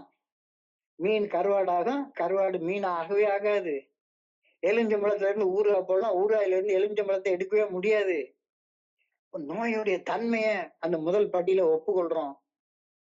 என் மனசு என்னன்னா எனக்கு திரும்ப திரும்ப திரும்ப திரும்ப அதைத்தான் கேட்டுட்டே இருக்குது. அப்பதான் கியூருக்கும் ரெக்கவரிக்கும் உள்ள வித்தியாசம் புரியுது. கியூர் என்றால் குணமடைதல், ரெக்கவரி என்றால் மீட்படைதல். we are not cured of alcoholism. திரும்பவும் கட்டுப்படுத்தி குடிக்கக்கூடிய சக்தி நமக்கு ஒரு நாள் வரப்போறதே கிடையாது. But what all we can do is to recover from the effects of alcoholism. குடிநோயில இருந்து குணமடைய முடியாது, ஆனா குடிநோயின் பாதிப்புகள்ல இருந்து இன்னைக்கு ஒரு நாள் மீட்படைஞ்சு நம்மளால எல்லா மனிதர்களையும் போல சாதாரண மனிதரா வாழ முடியும். அப்ப ஒரு முறை குடிநோயாளி வாழ்நாள் முழுக்க குடிநோயாளி மறுபடியும் உனக்கு கட்டுப்படுத்தி குடிக்கக்கூடிய சக்தி உனக்கு வரப்போறதே கிடையாது. இத உறுதியாக ஒப்புக்கொள்றதுதான் இந்த 1வது படி அப்படின்ற கருத்தை சொன்னா அன்னையில இருந்து இன்னைக்கு வரைக்கும் ஒவ்வொரு நாள் மீட்டிங் வந்து உட்கார்ற நேரத்துல எல்லாரும் முன்னாலையும் நான் ஒரு குடி நோயாளி அப்படின்னு சொல்ற நேரத்துல இந்த குடி நோய்னா என்ன அப்படின்றத அந்த ஜட்ஜ் ஜான் டி அந்த கேசட்டை கேட்டது ஞாபகத்துக்கு வரும். அன்னையில இருந்து இன்னைக்கு வரைக்கும் என்னால முடிஞ்சது இன்னைக்கு ஒரு நாள் தான் வாழ முடியும். இன்னைக்கு ஒரு நாள் குடிக்காம இருக்கணும். என்னன்னைக்கு நான் இனிமே நொண்டி ஆனவன் தான். எனக்கு புது கால்லாம் முளைக்காது. ஆனா அதுக்காக நான் செத்துடணும்ன்ற அவசியம் கிடையாது. என் கையில என்ன இருக்கோ அதை வச்சுக்கிட்டு என்னால திருப்தியா சந்தோஷமா வாழ முடியும். என்னுடைய குருஜி அழகா சொல்றாரு, எத்தனை கோடி இன்பம் வைத்தா இறைவா. அந்த கோடி இன்பத்துல ஒரு இன்பம் இந்த தண்ணி அடிக்கிற இன்பம். 99,99,999 இன்பங்கள் இன்னும் பாக்கி இருக்க. அதை வச்சுக்கிட்டு வாழு. என்ன இப்ப கெட்டு போச்சு? குடிக்க மட்டும்தானே கூடாது. ஆனா எனக்கு குடிக்க கூடாது அப்படின்னு சொன்ன உடனே என்னுடைய செக்கு மாட்டு சிந்தனை அதையே சுத்தி சுத்தி சுத்தி சுத்தி வந்துட்டே இருக்கு. அப்ப ஒன்ன விட்டுட்டா அந்த இடத்துல கொண்டு வேற என்னத்தையா வச்சுக்கிறது. அப்ப மென்டல் அப்சஷன். அந்த வெறி பிடிச்ச மனசு ஏஎம் மீட்டிங் போகணும் சிந்திச்சுட்டே இருக்குது. கோவா போயே தீரணும். மீட்டர் வெட்டி கடன் வாங்கியாச்சும் போயிடணும். அப்ப இங்க பிரச்சனை என்னன்னா என்னுடைய அந்த செக்கு மாட்டு சிந்தனை சுழற்சி ஆப்செஷன் குடிச்சாதான் எனக்கு அலர்ஜி உண்டாகும். ஆனா குடிக்காம இருக்கிறப்பயே என்னுடைய மனசின் மையத்துல எந்த ஒரு செயலை அடிக்டிவா செய்யணும்னு நினைக்கிறேனோ அந்த செயல் உள்ள போயிடுதுன்னா இந்த கியூர் முழுக்க என்னுடைய அப்சசிவ் மைண்டுக்கு, வெறி பிடிச்ச மனசுக்கு, அந்த வெறி பிடிச்ச மனசை என்னுடைய கட்டுப்பாட்டுக்குள்ளார கொண்டு வர்றதுக்கு நான் எவ்வளவோ செய்ய வேண்டியிருக்கு. சோ 1வது படி, முதல் படி மட்டும்தான் குடிக்காம இருக்கிற செயல் செய்யறது. முதல் படியில ஏறி நிக்கிற வேலை மட்டும்தான். குணமடையும் பாதையில அது முதல் படி மட்டும்தான். இப்ப நம்ம ஏறி நின்னுருக்கு முதல் படி மட்டும்தான். இன்னும் ஏற வேண்டிய படி எவ்வளவோ படி இருக்கு. எவ்வளவோ படி இருக்கு. முதல் படியில ஏறி நின்னுட்டு அவ்வளவுதான் முடிஞ்சு போச்சு வாழ அப்படின்னு சொல்ல முடியாது, சொல்லக்கூடாது. சொன்னேன்னா நான் ஒரு பைத்தியக்காரனா மறுபடியும் இருக்கேன், மறுபடியும் இருக்கேன். தெளிவாக அழகாக சொல்லியிருக்கிறாங்க. சோ நாங்கள் மதுவின் முன் சக்தியற்று இருந்ததை ஒப்புக்கொண்டோம் டேஷ். அதனால் எங்களது வாழ்க்கை கட்டுப்பாடற்று மாறிப்போய் இருந்தது. இந்த வார்த்தை எவ்வளவு ஆழமான அர்த்தம் நிறைந்த வார்த்தை. இத பத்தி பேசிக்கிட்டே போலாம், இத பத்தி பேசிக்கிட்டே போலாம். வாழ்க்கையில வெறுமன செயல் அடிமைத்தனம் குடியில மட்டும் இல்ல, பல்வேறு வகைகள்ல என்னை அச்சுறுத்துது. டேஷ் அப்படின்ற இடத்துல நாங்கள் மதுவின் முன் சக்தியற்று இருந்தது. அந்த இடத்துல நீ எதை வேணாலும் போட்டுக்கலாம். நாங்க கோபத்தின் முன் சக்தியற்று இருந்தது, பயத்தின் முன் சக்தியற்று இருந்தது, பொறாமையின் முன் சக்தியற்று இருந்தது, காமத்தின் முன் சக்தியற்று இருந்தது. எத்தனையோ எத்தனையோ வகைகள்ல நான் சக்தியற்று இருக்கிறேன். என்னுடைய வெறி பிடிச்ச மனசு வெறுமன செயல் செய்யறதை மட்டும்தான் யோசிக்குது ஒழிஞ்சு செயலுக்கு பின்னணியில இருக்கக்கூடிய சிந்தனைகளை சீர்படுத்தணும் அப்படின்னு யோசிக்கவே இல்லை. சீர்படுத்தணும்னு யோசிக்க ஆரம்பிக்கிற நேரத்துல என்னென்னமோ மாற்றங்கள் என்னுடைய வாழ்க்கையில வர ஆரம்பிக்குது. இந்த முதல் படி இந்த முதல் படி ரொம்ப முக்கியமான படி. இந்த படியில நம்முடைய சக்தியின்மை ஒப்புக்கொள்றோம், நம்முடைய அந்த கட்டுப்படுத்த முடியாத தன்மையை ஒப்புக்கொள்றோம். அப்போ அந்த சக்தியற்ற நிலையிலையும் கட்டுப்படுத்த முடியாத நிலையிலையும் வாழ்றதுக்காக நம்ம இந்த செயல் செய்யல. எங்கிருந்து சக்தியை பெற்றுக்கொள்றது, எங்கிருந்து கட்டுப்பாட்டத்தை கொண்டு வர்றது, அது 2, 3, 4, 5, 6ன்னு ஒவ்வொன்னா மேல ஏறி போக போக வாழ்க்கை வாழ்றதுக்கான சக்தி கிடைக்குது. வாழ்க்கையில எப்படி கட்டுப்பாட்டோட வாழ்றது அப்படின்ற வழிகள் நமக்கு தெரிய ஆரம்பிக்குது. அப்போ கட்டுப்பாடுல இருந்து கட்டுப்பாடோட வாழணும் அப்படின்ற விருப்பம் நமக்கு வரணும்னா கட்டுப்பாடு இல்லாம வாழ்ந்ததை ஒப்புக்கொண்டாதானே அது வரும். அந்த ஒப்புக்கொள்தலை இந்த முதல் படியில செய்யறோம். இந்த ஒப்புக்கொள்தல் மிகப்பெரிய ஒரு பாதையை நமக்கு திறந்து வைக்குது, மிகப்பெரிய பாதையை திறந்து வைக்குது. இந்த பாதையில பயணிக்கிறத விட்டுட்டு நான் ஏஎஃப்எல்ல குடிக்கிறது நிறுத்துறதுக்கு மட்டும்தான் வந்திருக்கேன், எனக்கு வேற நோக்கமே கிடையாது அப்படின்னு சொன்னா பில்டபிள்யூ சொல்றாரு, முதல் படியில ஏறி நின்னுட்டா அது கடைசி படி கிடையாதுப்பா, அது முதல் படி மட்டும்தான். நீ ஏறி போக வேண்டிய படி நிறைய படி இருக்குது, ஒன்னொன்னா மேல ஏறிப்போ அப்படின்னு சொல்லி சொல்றாங்க. என்னுடைய கடந்த காலத்தை திரும்பி பார்க்கறதுக்கான ஒரு வாய்ப்பு உருவாக்கி கொடுத்துருக்கிறீங்க. நான் அந்த காலத்துல சீட் ஆஃப் ஹோப் குரூப்ல ஒவ்வொரு நாளா உட்கார்ந்து என்னுடைய மனசு எந்த பாதையில நடந்து வந்துச்சுது அப்படின்றத நான் இப்ப புரிஞ்சுக்கிறேன். இன்னும் போக வேண்டிய தூரம் இன்னும் நிறைய இருக்கு. இப்ப கிட்டத்தட்ட 29வது வருஷம் வந்துருச்சு. இன்னும் வாழ்நாள் முழுக்கவும் நான் இதே ஆல்கஹாலிக்கா தான் இருப்பேன் அப்படின்றது என்னால புரிஞ்சு கொள்ள முடியுது.